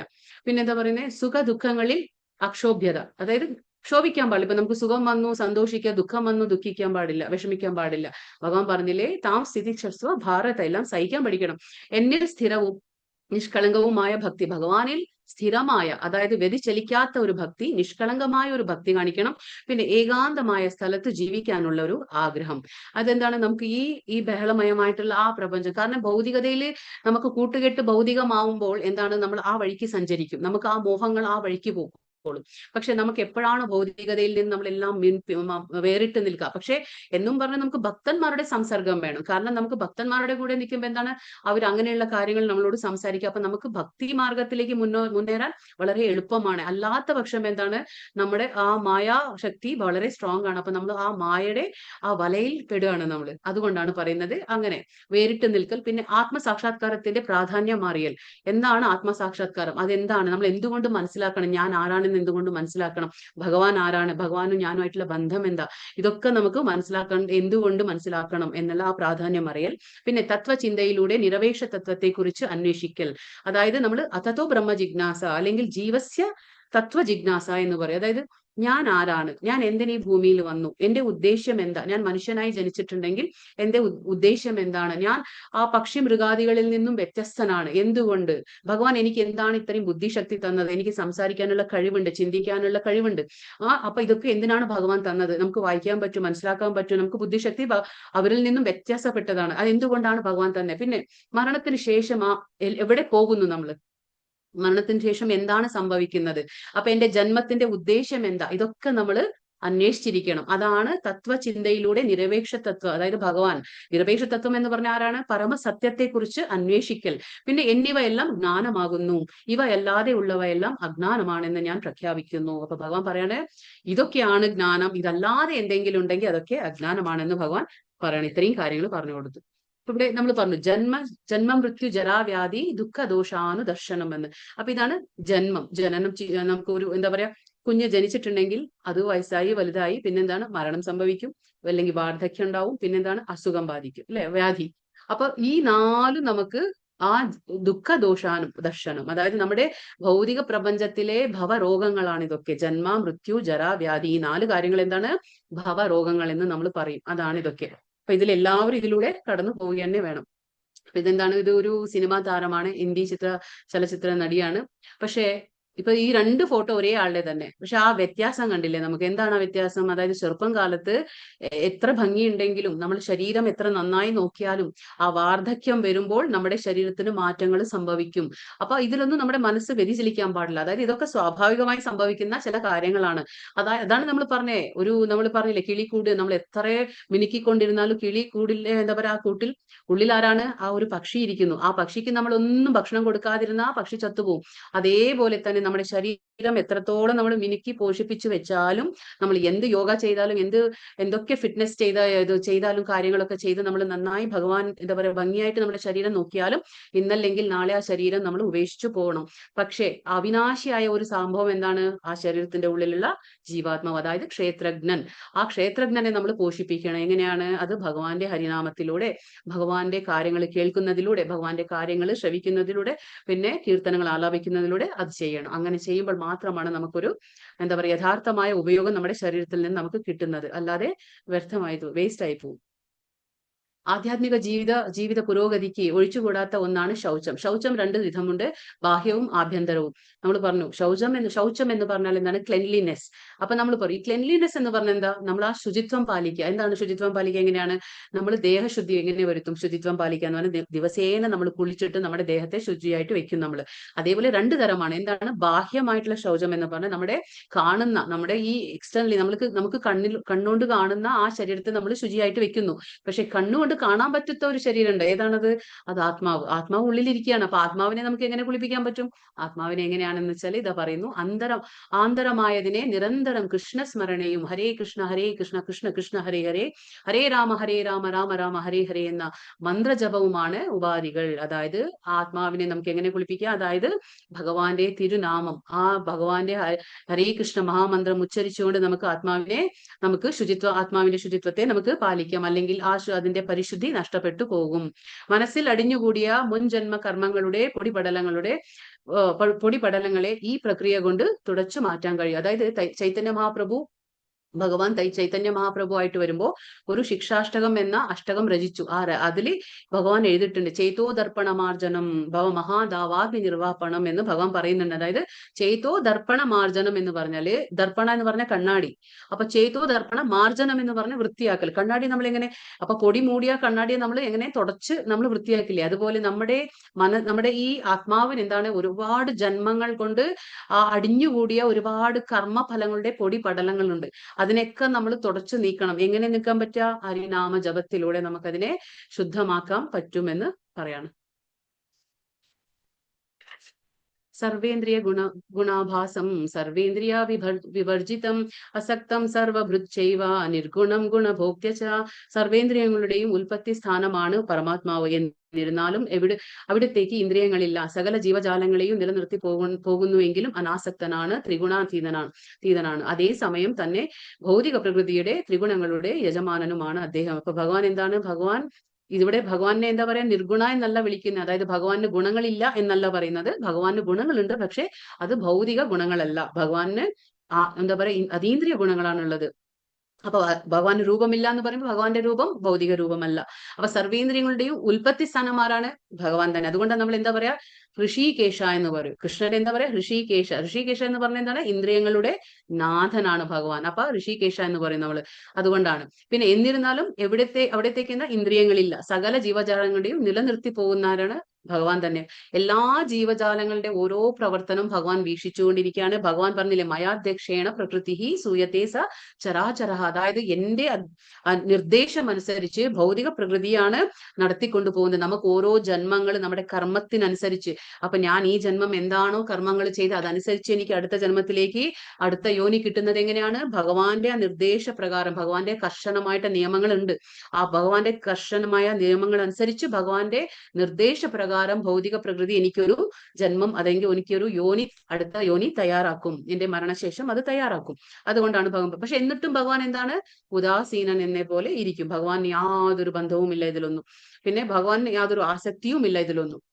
അതേസമയം തന്നെ ഭൗതിക പ്രകൃതിയുടെ ത്രിഗുണങ്ങളുടെ യജമാനനാണ് ഭഗവാൻ. എന്താണ്? ത്രിഗുണങ്ങളുടെ അധിപനാണ്. അധീനനല്ല, അധിപനാണ്. അപ്പൊ നമ്മളൊക്കെ എന്താണ്? ത്രിഗുണങ്ങൾക്ക് അധീനതയിലാണ്. അപ്പൊ ഏതെങ്കിലും ഒരു ഗുണങ്ങൾ നമ്മളിൽ ഉണ്ടാവും, അല്ലെങ്കിൽ രണ്ടും ഉണ്ടാവും, അല്ലെങ്കിൽ ചിലപ്പോൾ 3 ഗുണങ്ങളും നമ്മളിൽ ഉണ്ടാവും. ചിലപ്പോ ഏതാണോ മുകളിൽ ഉണ്ടാവുക ആ ഗുണത്തിന്റെ സ്വഭാവം നമ്മൾ കാണിക്കും. സത്വമാണെങ്കിൽ സത്വത്തിന്റെ ഗുണങ്ങൾ നല്ല ഗുണലക്ഷണങ്ങൾ നമുക്ക് കാണിക്കും. അപ്പൊ ത്രിഗുണങ്ങൾ എന്ന് പറഞ്ഞ ഒരു അധ്യായം വരുന്നുണ്ട്. അപ്പൊ അതിൽ നമുക്ക് കൂടുതൽ മനസ്സിലാക്കാൻ പറ്റും ഇതിനെ കുറിച്ച്. ജ്യോതിഷാമപി തജ്ജ്യോതിസ് തമസഃ പരമുച്യത്തെ ജ്ഞാനം ജ്ഞേയം ജ്ഞാനഗമ്യം ഹൃദി സർവസ്യ വിഷ്ഠിതം. അദ്ദേഹമാണ് സർവ്വ ജ്യോതിസുകളുടെയും സ്രോതസ്. പദാർത്ഥനിഷ്ഠമായ തമസ്സിനെ അതിക്രമിച്ചു നിൽക്കുന്നതും അവ്യക്തമായിട്ടുള്ളതും അവിടുന്ന് തന്നെ. അറിയേണ്ടതും പിന്നെ അറിവിന്റെ ലക്ഷ്യവും സർവ്വഹൃദയങ്ങളിലും കുടികൊള്ളുന്നതും ആ പരമപുരുഷനാണ്. അപ്പൊ ഇവിടെ 3 കാര്യങ്ങൾ പറഞ്ഞത്. എന്താണ്? ജ്ഞാനം, ജ്ഞേയം, ജ്ഞാനഗമ്യം. എന്താണ്? ഇപ്പൊ ജ്ഞാനം എന്ന് പറഞ്ഞാൽ എന്താണ്? അറിവാണ്. ജ്ഞാനം പറഞ്ഞാൽ അറിവ്. നമുക്കറിയാം എന്താണ് ജ്ഞാനം പറഞ്ഞാൽ. അതായത് ക്ഷേത്രത്തെക്കുറിച്ചും ക്ഷേത്രജ്ഞനെ കുറിച്ചും മനസ്സിലാക്കുന്നതാണ് ജ്ഞാനം എന്ന് നമ്മൾ പറയുന്നത്. പിന്നെ ജ്ഞേയം എന്ന് പറയുന്നത് അറിയേണ്ടതാണ്. ജ്ഞേയം എന്ന് പറഞ്ഞാൽ എന്താണ്? അറിയേണ്ട കാര്യങ്ങൾ. പിന്നെ ജ്ഞാനഗമ്യം, അറിവിന്റെ ലക്ഷ്യം. എന്താണ് ജ്ഞാനഗമ്യം എന്ന് പറഞ്ഞാൽ? അറിവിന്റെ ലക്ഷ്യം. അപ്പൊ ആരാണ് അറിവിന്റെ ലക്ഷ്യം? ഭഗവാനാണ്. അതായത് പരമ ദിവ്യോത്തമ പുരുഷനായ ശ്രീകൃഷ്ണ ഭഗവാനാണ് നമ്മുടെ അതായത് ജ്ഞാനഗമ്യം, അറിവിന്റെ ലക്ഷ്യമാണ്. അപ്പൊ സർവ്വഹൃദയങ്ങളിലും ഭഗവാഴുന്ന പരമാത്മാവാണ് ജ്ഞാനം നമുക്കൊക്കെ നൽകുന്നത്. നമുക്കറിയാതെ ഭഗവാൻ 10ാമത്തെ ചതുശ്ലോകി അധ്യായത്തിൽ ഭഗവാൻ പറയുന്നു, തേഷാം സതതയുക്താനാം ഭജതാം പ്രീതിപൂർവകം ദദാമി ബുദ്ധിയോഗം തം ഏന മാം ഉപയാന്തിത്തെ. അതായത് എപ്പോഴാണോ നീ എന്നെ സതതം നിരന്തരം എന്നെ പ്രാർത്ഥിച്ചുകൊണ്ട് ഭജിച്ചുകൊണ്ടിരിക്കുന്നത്, ആ സമയത്ത് ഞാൻ എന്താ ചെയ്യാൻ? നിനക്ക് ഭക്തി ആധ്യാത്മിക പദത്തിൽ മുന്നേറാൻ ആ ഒരു ജ്ഞാനം ഞാൻ നിനക്ക് നൽകുന്നു എന്ന് ഭഗവാൻ സ്വയം പറയാണ്. ഭഗവാൻ തന്നെ നമുക്ക് ആ ജ്ഞാനം നൽകുന്നത്. ഉള്ളിലിരുന്ന് നമ്മൾ പറഞ്ഞില്ലേ, എന്താ പറയാ, നമ്മുടെ ആ ഇരുട്ടാകുന്ന അജ്ഞാനത്തെ ഭഗവാൻ ജ്ഞാനദീപം കൊണ്ട്, ആ ജ്ഞാനം എന്ന ആ വെളിച്ചം കൊണ്ട് ആ ഇരുട്ടിനെ ഇല്ലാതാക്കാണ്. അജ്ഞാനം എന്ന ആ തമസിനെ ഭഗവാന്റെ ആ വെളിച്ചം ഇല്ലാതാക്കുന്നു എന്ന് ഭഗവാൻ പറയുന്നു. അതാണ് ഭഗവാൻ പറയുന്നത്. എല്ലാവരുടെ സർവ്വ ജ്യോതിസുകളുടെയും സ്രോതസ്സാണ് ഭഗവാൻ, ഉറവിടമാണ് ഭഗവാൻ, മൂലമാണ്. എല്ലാവരുടെയും ആ ഒരു ഉത്ഭവസ്ഥാനമാണ് ഭഗവാൻ എന്ന് ഇവിടെ പറയുന്നു. പുരുഷ പ്രകൃതിസ്ഥോ ഹി ഭുങ്ക്തേ പ്രകൃതിജാൻ ഗുണാൻ കാരണം ഗുണസംഗോസ്യ സത് അസദ്യോനി ജന്മസു. ഭൗതിക പ്രകൃതിയിൽ ജീവാത്മാവ് പ്രകൃതിയുടെ ത്രിഗുണങ്ങൾ അനുഭവിച്ചുകൊണ്ടുള്ള ജീവിത രീതി കൈകൊള്ളുന്നു. ഭൗതിക പ്രകൃതിയുമായുള്ള സമ്പർക്കത്താലാണ് ഇത് സംഭവിക്കുന്നത്. അപ്പൊ അങ്ങനെ നല്ലതും ചീത്തയുമായ നാനാ യോനികൾ നമുക്ക് ജീവൻ പിറവി എടുക്കുന്നു. അപ്പൊ നമ്മൾ പറഞ്ഞപ്പോ ഇപ്പൊ 84 ലക്ഷം ജീവരാശികളുണ്ട്. ഇപ്പോൾ നമുക്കറിയാം ജീവജാലങ്ങളുണ്ട്. ഇതൊക്കെ എങ്ങനെ കിട്ടുന്നത്? അപ്പൊ ഭൗതിക പ്രകൃതിയിൽ 3 ഗുണങ്ങളുണ്ട്. അപ്പൊ 3 ഗുണങ്ങളുടെ ഏത് ഗുണത്തിലാണോ നമുക്ക് സമ്പർക്കം വരുന്നത്, ആ ഗുണത്തിന്റെ അടിസ്ഥാനത്തിലാണ് നമുക്ക് അടുത്ത ജോനി നിർമ്മിക്കപ്പെടുന്നത്. അപ്പൊ ഈ ഭൗതിക പ്രകൃതിയുടെ ആ ഗുണത്തിൽ നിന്നാണ് നമുക്ക് ഇതൊക്കെ സംഭവിക്കുന്നത്. അപ്പോ ഇന്നിപ്പോ എങ്ങനെയാണ്? മരിക്കുമ്പോ ഒരു ആത്മാവ് എന്താ ചെയ്യുന്നത്? നമ്മൾ ഈ പഴയ ഉടുപ്പ് മാറി പുതിയ ഉടുപ്പ് അണിയുന്നത് പോലെ ആത്മാവ് നമ്മുടെ ശരീരം വിട്ട് എന്താണ് പോകുന്നത്? വേറെ ശരീരത്തിലേക്ക് അത് പോവുകയാണ്. അപ്പൊ ഈ ഭൗതിക പ്രകൃതിയെ, പക്ഷെ ഈ എന്തുകൊണ്ടാണ് ഇത് സംഭവിക്കുന്നത് വെച്ചാല് നമ്മളെന്താണ്? ഭഗവാന്റെ അംശമാണ്. അപ്പൊ ആ ആധ്യാത്മിക ലോകത്തിൽ നിന്ന് ഭൗതിക ലോകത്തേക്ക് നമ്മൾ വന്നു കഴിഞ്ഞപ്പോ ഭൗതിക പ്രപഞ്ചമായിട്ട് നമുക്ക് ഒരു സമ്പർക്കം വന്നു. അപ്പോഴെന്താണ്? ഈ ജീവാത്മാവ് മറന്നു പോവുകയാണ്. അത് മൂലസ്വരൂപം എന്താണ്? അതായത് മൂലസ്വരൂപം വന്ന് നിത്യസേവകനാണ് ഭഗവാന്റെ. അത് മറന്നുപോയി ഇവിടെ വന്നപ്പോ ഈ ഭൗതിക പ്രപഞ്ചം കാണുമ്പോൾ ഇത് വിചാരിക്കുകയാണ്, ആത്മാവ് വിചാരിക്കുകയാണ്, ജീവാത്മാവ്, ഞാൻ ഇവിടുത്തെ യജമാനാണ്, അതായത് ഞാൻ ഇവിടുത്തെ ഓണറാണ്. അപ്പൊ എനിക്ക് ആധിപത്യ ഭ്രമം വരികയാണ്. അതായത് ഞാൻ ഈ ഭൗതിക പ്രകൃതിയെ ചൂഷണം ചെയ്ത് ഞാൻ ഇവിടെ ആധിപത്യം സ്ഥാപിക്കണം എന്നുള്ള തെറ്റിദ്ധാരണയാണ്. അപ്പോ ഇത് ആക്ച്വലി ശരിക്കും പറഞ്ഞാല് ഈ ജീവാത്മാവ് ഭൗതിക പ്രകൃതിയുടെ അധീനതയിലാണ്. പക്ഷെ ഇത് ചിന്തിക്കുന്നത് എന്താണ്? ഈ ഭൗതിക പ്രകൃതിയെ ഞാൻ കീഴടക്കാൻ സാമർഥ്യമുണ്ട് എനിക്ക്, അതിനെ കീഴടക്കാൻ എന്നെ കൊണ്ട് കഴിയും എന്നുള്ള തെറ്റിദ്ധാരണയിലാണ്. അപ്പൊ ജീവേര സ്വരൂപമായ കൃഷ്ണേര നിത്യദാസ, അതായത് ഒരു ജീവസത്തയുടെ സ്വരൂപം എന്ന് പറയുന്നത് ഭഗവാൻ കൃഷ്ണന്റെ നിത്യദാസനാണ്. പക്ഷെ അത് മറക്കാണ് ഇവിടെ വരുമ്പോ ആധിപത്യ ഭ്രമം വരാണ്. ആധിപത്യ ഭ്രമത്തിൽ എന്താണ്? ഞാൻ ഇതിനെ കീഴടക്കണം, ഈ ഭൗതിക പ്രകൃതിയെ ഞാൻ കീഴടക്കണം എന്ന് വിചാരിച്ച് അത് പ്രയത്നിച്ചുകൊണ്ടിരിക്കുകയാണ്. അതുകൊണ്ട് എന്താണ്? സദ് അസദ് യോനി ജന്മസു, അതായത് സദ് എന്ന് പറഞ്ഞാൽ നല്ലതും അസദ് എന്ന് പറഞ്ഞാൽ ചീത്തതുമായ യോനികൾ നമുക്ക് കിട്ടിക്കൊണ്ടിരിക്കും. സദ് എന്ന് പറഞ്ഞാൽ നല്ല യോനി എങ്ങനെയാണ്? നമ്മൾ സൽക്കർമ്മങ്ങളൊക്കെ ചെയ്ത നല്ല കർമ്മങ്ങൾ ചെയ്യുമ്പോൾ നമുക്ക് അടുത്ത യോനി എന്താണ്? നമ്മൾ മനുഷ്യരായിട്ട് തന്നെ ജനിക്കും, നല്ല ഒരു കുടുംബത്തിൽ ജനിക്കും, നല്ല വിദ്യാഭ്യാസം, നമുക്ക് എല്ലാ കഴിവുകളൊക്കെ ഉണ്ടായിരിക്കും, അങ്ങനെയുള്ള കുടുംബത്തിൽ നമ്മൾ ജനിക്കും. പക്ഷേ നമ്മൾ ചീത്ത കർമ്മങ്ങളാണ് ചെയ്തതെങ്കിൽ നമ്മൾ വീണ്ടും ജലചരങ്ങളായിട്ട് ജനിക്കാം, അല്ലെങ്കിൽ എന്താ പറയാ പക്ഷി മൃഗാദികളായിട്ട് ജനിക്കാം. എന്തായി ജനിക്കുമെന്ന് നമുക്ക് പറയാൻ പറ്റില്ല. അത് ഭഗവാന്റെ ഇച്ഛയനുസാരം സംഭവിക്കും. അതപ്പോ ഇതിനൊക്കെ കാരണം ആരാണ്? ഇതിനൊക്കെ കാരണം ആത്മാവല്ല. ആത്മാവ് ഒന്നും ചെയ്യുന്നില്ല, ആത്മാവ് ഉള്ളിലിരിക്കുകയുള്ളൂ. പക്ഷെ ഈ ശരീരമാണ്. അപ്പൊ ശരീരം എങ്ങനെ പ്രവർത്തിക്കുന്നത്? ഈ ഗുണങ്ങളുടെ അടിസ്ഥാനത്തിലാണ് ഈ ശരീരം പ്രവർത്തിക്കുന്നത്. നമ്മൾ 3-ാമത്തെ അധ്യായത്തിൽ വായിച്ചു അല്ലെ? എന്താ വായിച്ചത്? പ്രകൃതി ക്രിയമാണാനി ഗുണൈഹി കർവാണി കർമാണി സർവശ, അതായത് പ്രകൃതി എന്താ പറയാ, ഈ പ്രകൃതിയിലെ സംഭവിക്കുന്നതെല്ലാം എന്താണ്? ആ പ്രകൃതിയുടെ ഗുണത്താലാണ്. പക്ഷെ അഹങ്കാര വിമൂഢാത്മാ കർത്താഹമിതി മന്യത്തെ, അതായത് നമ്മൾ മിഥ്യ അഹങ്കാരത്തിൽ നിന്ന് ഞാൻ വിചാരിക്കുന്നു ഇതൊക്കെ ഞാനാണ് ചെയ്യുന്നത്. അപ്പൊ ചെയ്യുന്നത് ആരാണ്? ആ 3 ഗുണങ്ങളുടെ അടിസ്ഥാനം. നമ്മൾ പറഞ്ഞില്ലേ, ഒരു പാവക്കളി പോലെ 3 ഗുണങ്ങൾ നമ്മളെ ഇട്ട് ഇങ്ങനെ കളിപ്പിക്കുകയാണ്. പക്ഷെ ഈ ഗുണത്തിൽ നിന്നൊക്കെ നമുക്ക് മുകളിലേക്ക് വരണമെങ്കിൽ എന്താണ് ആവശ്യം? ജ്ഞാനം ആവശ്യമാണ്, നോളജ്. അതുകൊണ്ടാണ് ജ്ഞാനയോഗം വേണം നമുക്ക്. അപ്പൊ ഈ ജ്ഞാനം എവിടെ നിന്ന് കിട്ടുക? ഒരു ആധ്യാത്മിക ഗുരുവിൽ നിന്ന്. അപ്പൊ നമുക്ക് ഇതൊക്കെ മനസ്സിലാക്കണം. ഗുണങ്ങൾ എന്താണ്, ഭൗതിക പ്രപഞ്ചം എന്താണ്, നമ്മൾ എങ്ങനെയാണ് ഈ കുടുക്കിൽ നിന്ന് ഊരാൻ പറ്റുക, നമുക്ക് എങ്ങനെയാണ് നമ്മൾ ഈ ഗുണത്തിൽ നിന്ന് നമുക്ക് എന്താണ് അതീന്ദ്രിയമായിട്ട് കഴിയാൻ, സത്വഗുണത്തിൽ നിന്ന് നമുക്ക് ശുദ്ധ സത്വത്തിലേക്ക് പോകണം. അപ്പോഴ മാത്രമാണ് നമുക്ക് ഭഗവാനെ പ്രാപിക്കാൻ പറ്റുള്ളൂ. ഇതൊക്കെ എങ്ങനെ സംഭവിക്കും? അപ്പൊ ഒരു ജ്ഞാനത്തിലൂടെ മാത്രമേ സംഭവിക്കൂ. ഒരു ആധ്യാത്മിക ഗുരു വേണം. അപ്പൊ ഇവിടെ എന്താണ്? ഇപ്പൊ നമ്മൾ എന്താണ്? ഈ ഭഗവാന്റെ ഒരു അംശമായതുകൊണ്ട് ഈ ഭൂമിയിൽ വരുമ്പോൾ നമ്മൾ എന്താ ചെയ്യണം അറിയോ? നമുക്ക് എന്താണ്? നമുക്ക് ആനന്ദം വേണം, സന്തോഷിക്കണം, എപ്പോഴും സന്തോഷിക്കണം. ഭഗവാൻ എന്താണ്? സച്ചിദാനന്ദ രൂപമാണ്. ഭഗവാൻ ആരാണ്? സച്ചിദാനന്ദ രൂപം. സച്ചിദാനന്ദം എന്ന് പറഞ്ഞ എന്താണ്? അവിടെ 3 വേർഡ് ഉണ്ട്. എന്താണ്? സത്, ചിത്, ആനന്ദ. അപ്പൊ സത്ത് എന്ന് പറയുമ്പോൾ എന്താണ്? ശാശ്വതമായത്. ചിത്ത് എന്ന് പറഞ്ഞാൽ ജ്ഞാനം, അറിവ്. പിന്നെ എന്താണ്? ആനന്ദം എന്ന് പറഞ്ഞാൽ ആനന്ദം. അപ്പൊ ഇതെന്താണ്? അപ്പൊ നമുക്ക് അറിവിലൂടെ ലഭിക്കുന്ന ശാശ്വതമായ ആനന്ദം, അറിവിലൂടെ. അപ്പൊ നമുക്ക് എങ്ങനെയാണ് ശാശ്വതം? ഞാൻ പറഞ്ഞു, എപ്പോഴും നമുക്ക് ആനന്ദം കിട്ടുന്നുണ്ട്, ചെറിയ തോതിൽ, പക്ഷെ ശാശ്വതമല്ല. പക്ഷെ ഈ ശാശ്വതമായ ആനന്ദം എപ്പോ കിട്ടും? അത് അറിവിലൂടെ മാത്രം കിട്ടുന്ന ഒന്നാണ്. അത് ഭഗവാനെ കുറിച്ചുള്ള അറിവിലൂടെ നമുക്ക് ശാശ്വതമായ ആനന്ദം കിട്ടും. പക്ഷെ നമ്മൾ ഈ ജീവാത്മാക്കൾ എന്താണ്? നമ്മൾ ഭഗവാന്റെ അംശമായതുകൊണ്ട് നമുക്കും ഭഗവാൻ എപ്പോഴും സച്ചിദാനന്ദ രൂപം, അതായത് ഭഗവാൻ എപ്പോഴും ആനന്ദത്തിലാണ്, ശാശ്വതമായ ആനന്ദത്തിലാണ് ഭഗവാൻ. അപ്പൊ നമ്മൾ അംശമായതുകൊണ്ട് നമുക്കും അത് ആഗ്രഹിക്കുകയാണ്. നമുക്കും ആനന്ദം വേണം എന്ന് ആഗ്രഹിക്കുക. പക്ഷെ തെറ്റായ സ്ഥലത്താണ് നമ്മൾ ആഗ്രഹിക്കുന്നത്. കാരണം ഈ ഭൗതിക പ്രപഞ്ചം എങ്ങനെയുള്ളതാ? അത് ദുഃഖാലയം, അശാശ്വതം. നമുക്കറിയാം, ഇവിടെ വന്നാൽ ദുഃഖം മാത്രമേ കിട്ടുള്ളൂ. ഇത് അശാശ്വതമായതാണ് ഈ ഭൗതിക പ്രപഞ്ചം. അപ്പൊ നമ്മൾ ഇവിടെ വന്നിട്ടാണ് ആനന്ദം തിരയുന്നത്. പക്ഷെ ഇവിടെ കിട്ടില്ല അത് പക്ഷെ കിട്ടും. എങ്ങനെയാണ്? അത് നമ്മൾ സച്ചിദാനന്ദത്തിൽ, അതായത് ഭഗവാനെ കുറിച്ച് മനസ്സിലാക്കുമ്പോൾ മാത്രം, അറിവിലൂടെ മാത്രമാണ് നമുക്ക് അശാശ്വതമായ ആനന്ദം കിട്ടും. അത് ആത്മാവിന്റെ തലത്തിലാണ്, അത് ഭൗതികമായിട്ട് ശരീരത്തിന്റെ തലത്തിലല്ല. അതുകൊണ്ടാണ് ആ ആനന്ദം നമുക്ക് നിലനിന്ന് പോകാത്തത്. ഇപ്പൊ ഇവിടെ എന്താണ് നമ്മൾ പറഞ്ഞു? നമ്മൾ സദ് അസദ് യോനിസു, അത് ജന്മസു എന്ന് പറഞ്ഞാല് നമ്മൾ ഏതാണോ ഗുണത്തിൽ, ആ ഗുണത്തിന്റെ അടിസ്ഥാനത്തിലാണ് നമുക്ക് അടുത്ത ജന്മം കിട്ടുന്നതെന്ന് നമ്മൾ പറഞ്ഞു. അപ്പൊ നമുക്കിപ്പൊ ഈ ജന്മത്തിൽ ഞാൻ ഒരു പന്നിയായിട്ടുണ്ടെങ്കിൽ അടുത്ത ജന്മം ഞാനൊരു മനുഷ്യ സ്ത്രീ ആകാം, അല്ലെങ്കിൽ പുരുഷനാകാം, എന്തുമാകാം.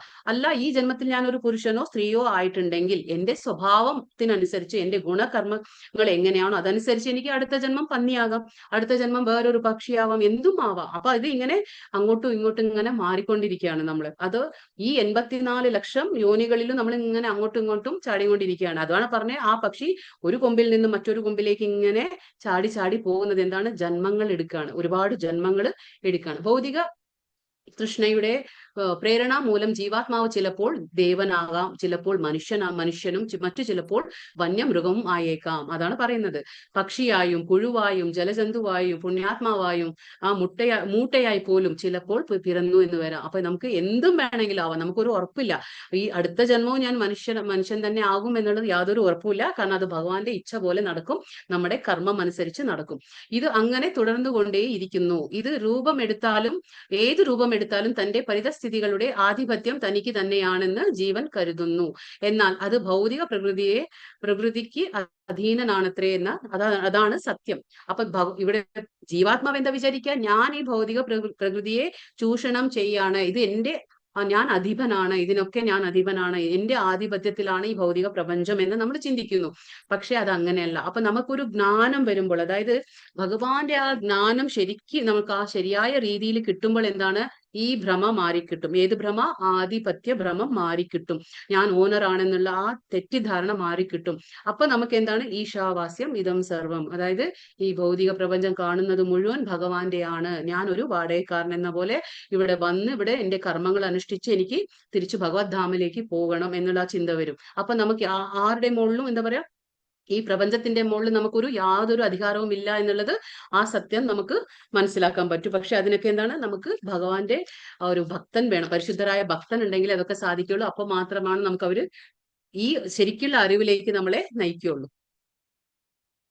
या एवं वेत्ति पुरुषं प्रकृति च गुणैः सह सर्वथा വർത്തമാനോപി ന സ ഭൂയോഭിജായത്തെ.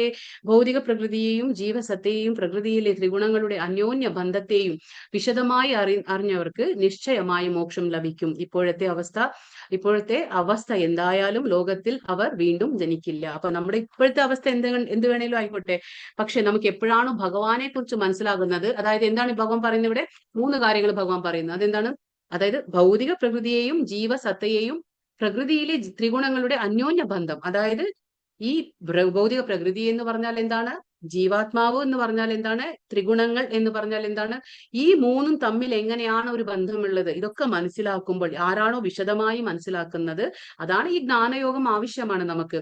കാരണം ഇതൊക്കെ മനസ്സിലാകുമ്പോൾ നമുക്ക് ആ ഭഗവാൻ എന്താ പറയാ, മായാശക്തിയുടെ പിടിയിൽ നിന്ന് നമുക്ക് മെല്ലെ മെല്ലെ ഊരാൻ പറ്റും. അല്ലെങ്കിൽ നമുക്ക് പറ്റില്ല, നമ്മൾ ഇതിലിങ്ങനെ കുടുങ്ങിക്കിടക്കാണ്.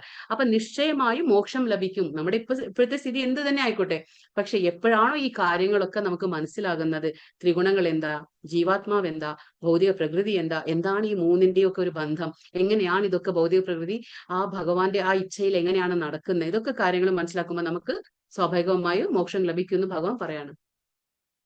പ്രകൃതൈവ ച കർമാണി ക്രിയമാണാനി സർവശഃ യഃ പശ്യതി ആത്മാനം അകർത്താരം സ പശ്യതി. ഭൗതിക പ്രകൃതിക്ക് അസൃഷ്ടമായ ശരീരമാണ് എല്ലാ പ്രവർത്തനങ്ങളും ചെയ്യുന്നതെന്നും ആത്മാവ് ഒന്നും ചെയ്യുന്നില്ല എന്നും അറിയുന്നവനത്രേ യഥാർത്ഥത്തിൽ ദർശിക്കുന്നവൻ. അപ്പൊ യഥാർത്ഥത്തിൽ ദർശിക്കുന്നവൻ ആരാണ്, അതായത് നമ്മുടെ ഈ ശരീരമല്ല, അതായത് ആത്മാവ് ഒന്നും ചെയ്യുന്നില്ല, നമ്മുടെ ഈ ആത്മാവ് ഒന്നും ചെയ്യുന്നില്ല, അത് വെറുതെ ഇരിക്കുകയാണ്. അതിപ്പോ എന്താ പറയാ, ഒരു കഴുതയുടെ ശരീരമായാലും ഒരു ആനയുടെ ശരീരമായാലും ഒരു നായയുടെ ശരീരമായാലും അതൊന്നും ചെയ്യുന്നില്ല. അത് ആ ശരീരത്തിനനുസരിച്ച് അതിനൊരു പ്രവർത്തിക്കാൻ ഒരു ശരീരം വേണമെന്നേ ഉള്ളൂ, അത്രയേ ഉള്ളൂ ആത്മാവിന്. ആത്മാവ് വെറുതെ ഇരിക്കുകയാണ്. കാരണം എന്താന്ന് വെച്ചാൽ ആത്മാവ് അവിനാശിയാണ്, ആത്മാവിന് മരണമില്ല, ആത്മാവ് സനാതനാണ്. പക്ഷെ ശരീരം അങ്ങനെയല്ല, ശരീരം നശിക്കപ്പെടും, ശരീരത്തിന് നാശമുണ്ട്, പക്ഷെ ആത്മാവിന് നാശമുണ്ടാകില്ല. അപ്പൊ ഇവിടെ എന്താ പറഞ്ഞ, ഭൗതിക പ്രകൃതി ആ പ്രകൃതിക്ക് അനുസരിച്ചാണ് നമ്മുടെ ശരീരമാണ് എല്ലാ പ്രവർത്തനം ചെയ്യുന്നത്. ഈ നമുക്ക് ഇതിൽ കാണാം 3 ഗുണങ്ങളാണ് നമ്മളെ കളിപ്പിക്കുന്നത്, അതനുസരിച്ച് നമ്മുടെ ശരീരം കളിക്കുന്നു, അത്രയേ ഉള്ളൂ. പക്ഷെ ആത്മാവ് ഇതിലൊന്നും ചെയ്യുന്നില്ല എന്ന് ആർക്ക് മനസ്സിലാകുന്നുണ്ടോ അവനാണ് യഥാർത്ഥത്തിൽ ദർശിക്കുന്നതെന്ന് ഭഗവാൻ ഇവിടെ പറഞ്ഞുതരാണ്. യഥാ പ്രകാശയത്യേക കൃത്സ്നം ലോകമിമം രവിഃ ക്ഷേത്രം ക്ഷേത്രി തഥാ കൃത്സ്നം പ്രകാശയന്തി ഭാരതപുത്ര. സൂര്യൻ വിശ്വത്തിൽ എങ്ങും വെളിച്ചം പരത്തുന്നത് പോലെ ജീവാത്മാവ് ശരീരത്തിൽ ഇരുന്നു കൊണ്ട് അതിനെ അവബോധത്തിൽ പ്രകാശമാനാക്കുന്നു. അതായത് ഇപ്പൊ നമുക്കറിയാം, നമുക്ക് സൂര്യോദയം, അതായത് രാവിലെ ആ സൂര്യപ്രകാശം വരുമ്പോൾ തന്നെ നമുക്ക് മനസ്സിലാകും സൂര്യന്റെ സാന്നിധ്യം ഉണ്ടെന്ന്. അപ്പൊ ആ സൂര്യന്റെ സാന്നിധ്യത്തിന് ഒരു തെളിവ് എന്താണ്? സൂര്യപ്രകാശം. അതേപോലെ നമ്മുടെ ഈ ജീവാത്മാവ് ഉള്ളിലുണ്ട് എന്ന് പറയുമ്പോൾ നമുക്ക് എന്താണ് ഒരു തെളിവ്? അവബോധം, അതായത് അവബോധം. അതാണ് നമ്മൾ പറയുന്നത് കൃഷ്ണാവബോധം എന്ന്. ഇത് എന്താണ് വിളിക്കുന്നത്? നമ്മുടെ അവബോധത്തിൽ എപ്പോഴും ആരുണ്ടായിരിക്കണം? കൃഷ്ണൻ ഉണ്ടായിരിക്കണം. എങ്കിലേ നമുക്ക് എന്താ പറയാ, ആ ധാമത്തിലേക്ക് എത്താൻ പറ്റുള്ളൂ. നമ്മുടെ അവബോധം നിറച്ച് നമ്മൾ വേണ്ടാത്ത കാര്യങ്ങളാണ് ചിന്തിച്ച് കൂട്ടുന്നതെങ്കിൽ നമ്മുടെ അവബോധം മാലിന്യത്തിലാവും. അപ്പൊ എന്താ പറയാ, നമുക്ക് ഭഗവാന്റെ ആ കാര്യങ്ങൾക്ക് സ്ഥലം ഉണ്ടാവില്ല. അതുകൊണ്ട് നമ്മുടെ അവബോധം എപ്പോഴും ശുചിത്വത്തിൽ നമ്മൾ പാലിക്കണം എന്ന് പറഞ്ഞ എങ്ങനെയാണ്? അതുകൊണ്ടാണ് ഹരിനാമം ജപം ചെയ്യുമ്പോൾ നമ്മുടെ അവബോധം എന്താ പറയാ, ശുദ്ധീകരിക്കപ്പെടുകയാണ്. നമ്മൾ പറഞ്ഞില്ലേ, ഈ ഹരിനാമ ജപം കൊണ്ട് എന്താ സംഭവിക്കുന്നത്? നമ്മുടെ ആത്മാവ് ശുദ്ധീകരിക്കപ്പെടുകയാണ്. നമുക്ക് അറിയുന്നില്ല അത് എങ്ങനെയാ സംഭവിക്കാന്നൊന്നും നമ്മൾ അറിയേണ്ട ആവശ്യമില്ല. അത് ഉള്ളിൽ ഭഗവാനുണ്ട്, അത് ഭഗവാന്റെ കാര്യമാണ്, അത് ഭഗവാൻ നോക്കിക്കോളും. കാരണം നമ്മൾ പറഞ്ഞില്ലേ, നാവിന്മേൽ നൃത്തമാടാണ് ഭഗവാൻ, അല്ലേ? ഭഗവാന്റെ അന്തരംഗ ശക്തിയും സ്വയം കൃഷ്ണനും നാവിന്മേൽ നൃത്തമാടും എപ്പോൾ നമ്മൾ ഹരിനാമം ജപിക്കുമ്പോൾ.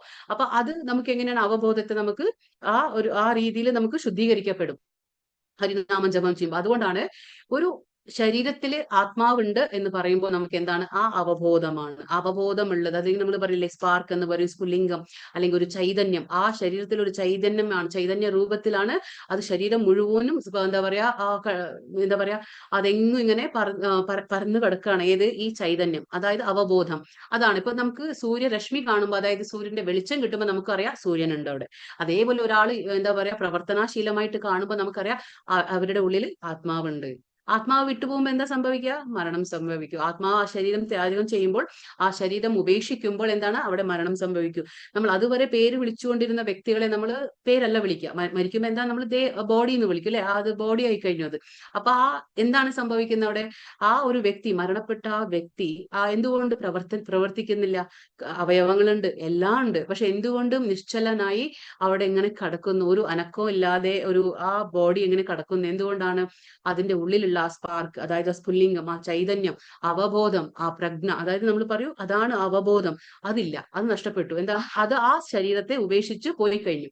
അത് അടുത്ത ജന്മത്തിലേക്ക് തയ്യാറായി കഴിഞ്ഞു. അപ്പൊ അതുകൊണ്ടാണ് ആ ശരീരം എന്താ പറയാ പ്രവർത്തനാശൂന്യമായി, അതായത് ഒന്നിനും കൊള്ളാത്ത രീതിയിൽ അത് വെറുതെ കിടക്കുന്നത്. എന്താണ്? ആ ആത്മാവ് ശരീരം വിട്ടു പോകുമ്പോൾ. അതുകൊണ്ട് നമ്മുടെ ശരീരത്തിലെ നമ്മുടെ ഉള്ളിൽ ആത്മാവുണ്ട് എന്ന് പറയുന്നതിന്റെ തെളിവ് എന്താണ്? ഈ അവബോധമാണ്. അപ്പൊ ഈ അവബോധം നമ്മൾ എപ്പോഴും വൃത്തിയായിട്ട് നമ്മൾ എന്താ പറയാ നല്ല രീതിയിൽ നമ്മൾ സൂക്ഷിക്കണം. അപ്പൊ അതാണ്ട് പറയണത്, നമുക്കൊരു മുറിവായി കഴിഞ്ഞാല് നമുക്ക് ആ വേദന ഫീൽ ചെയ്യും, പക്ഷെ മറ്റുള്ളവർക്ക് ആ വേദന അനുഭവിക്കാൻ കഴിയില്ല. കാരണം അത് ഓരോ എന്താ പറയാ പ്രത്യേകിച്ച് അവനവന്റെ മാത്രമായിട്ടുള്ള അവബോധമാണ് അത്. പക്ഷെ കൃഷ്ണൻ അങ്ങനെയല്ല. ഭഗവാന്റെ അവബോധം എന്ന് പറഞ്ഞാൽ ഭഗവാൻ എന്താണ്? പരമോന്നത പ്രജ്ഞയാണ്. ഭഗവാനുള്ളത് പരമോന്നത പ്രജ്ഞ. പക്ഷെ നമ്മുടെ ജീവാത്മാവിന്റെ പ്രജ്ഞ, ഭഗവാന്റെ പ്രജ്ഞ രണ്ടും തമ്മിൽ വ്യത്യാസമാണ്. ഭഗവാന്റെ പ്രജ്ഞ എന്ന് പറഞ്ഞാൽ ഇപ്പൊ എനിക്ക് എന്ത് സംഭവിക്കുന്നു ഭഗവാൻ അതും മനസ്സിലാകും, മറ്റൊരാൾക്ക് എന്ത് സംഭവിക്കുന്നു ജീവിതത്തിൽ അതും ഭഗവാന് മനസ്സിലാക്കും. കാരണം ഭഗവാൻ എല്ലാവരിലും അതും ഒരു എന്താ പറയാ ക്ഷേത്രജ്ഞൻ എന്ന രീതിയിൽ എല്ലാവരുടെ ഹൃദയത്തിൽ, സർവ്വ ജീവജാലങ്ങളുടെ ഹൃദയത്തിൽ ഭഗവാൻ ക്ഷേത്രജ്ഞനായിട്ട് ഭഗവാനും ഇരിക്കുന്നുണ്ട്. അതാണ് പറയുന്നത്. ഇപ്പൊ ഇവിടെ കത്തി കാണാം. ഇപ്പൊ നമുക്ക് ഒരു കള്ളനാണ്, ഒരു കള്ളന്റെ കയ്യിൽ കത്തി ഉള്ളപ്പോഴും ഒരു ഡോക്ടറുടെ കയ്യിൽ കത്തി ഉള്ളപ്പോഴും ആ വ്യത്യാസം എന്താണ്?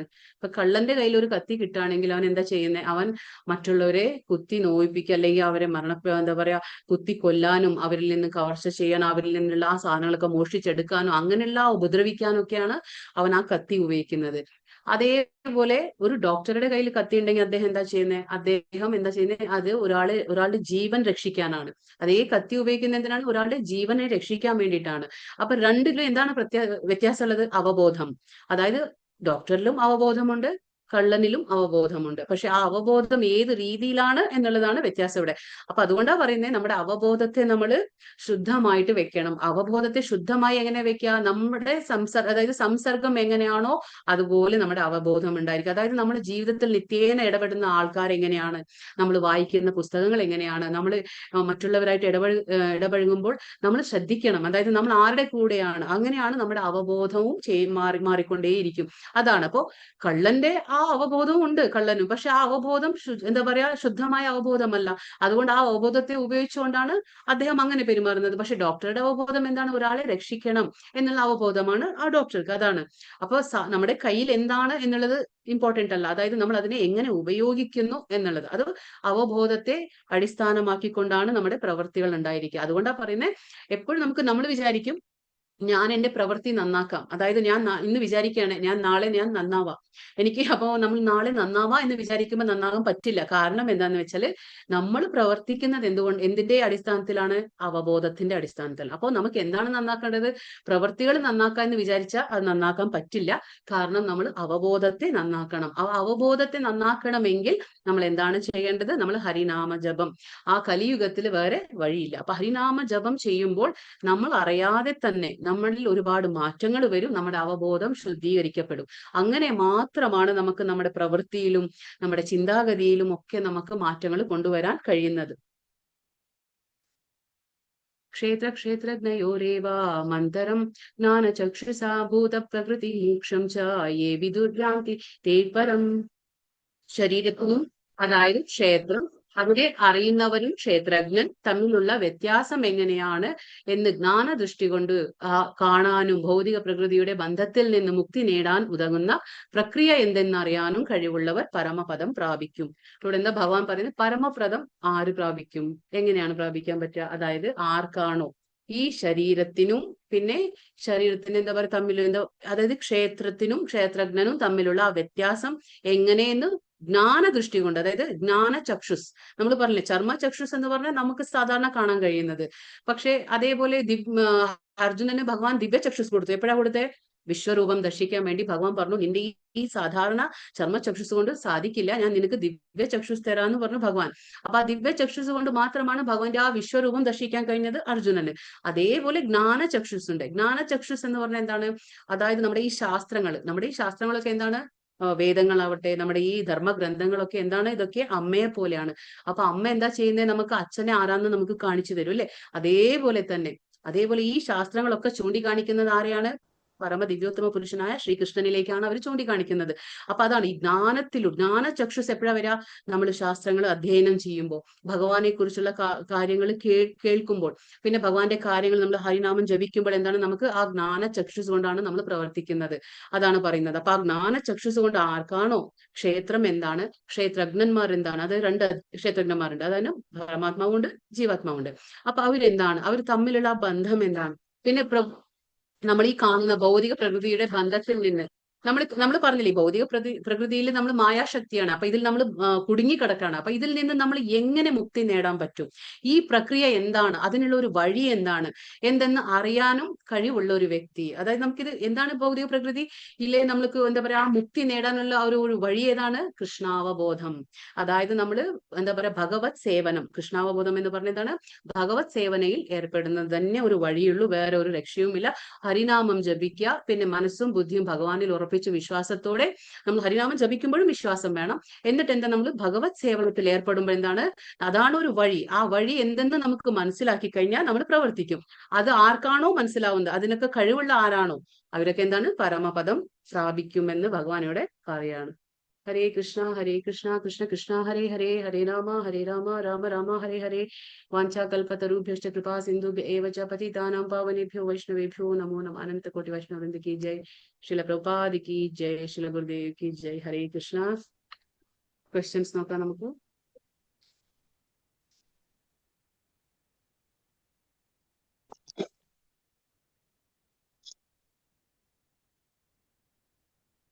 അർജുനൻ ഭഗവാനോട് എന്തൊക്കെ അറിയാനാണ് ആഗ്രഹം പ്രകടിപ്പിച്ചത്? പ്രകൃതി, പുരുഷൻ, ക്ഷേത്രം, ജ്ഞാനത്തിന് വിഷയീഭവിക്കുന്നത് ഇവയെ കുറിച്ച് അറിയാനാണ് അർജുനൻ ആഗ്രഹം പ്രകടിപ്പിച്ചത്. ജ്ഞാനത്തിന് വിഷയീഭവിക്കുന്നത് എന്താണ് ക്വസ്റ്റ്യൻ. ഭഗവാൻ അതിന് നൽകുന്ന ഉത്തരങ്ങൾ എന്തെല്ലാണ്? ഈ ശരീരം ക്ഷേത്രം എന്ന് പറയപ്പെടുന്നു. ഇതിനെ അറിയുന്നവൻ ക്ഷേത്രജ്ഞൻ.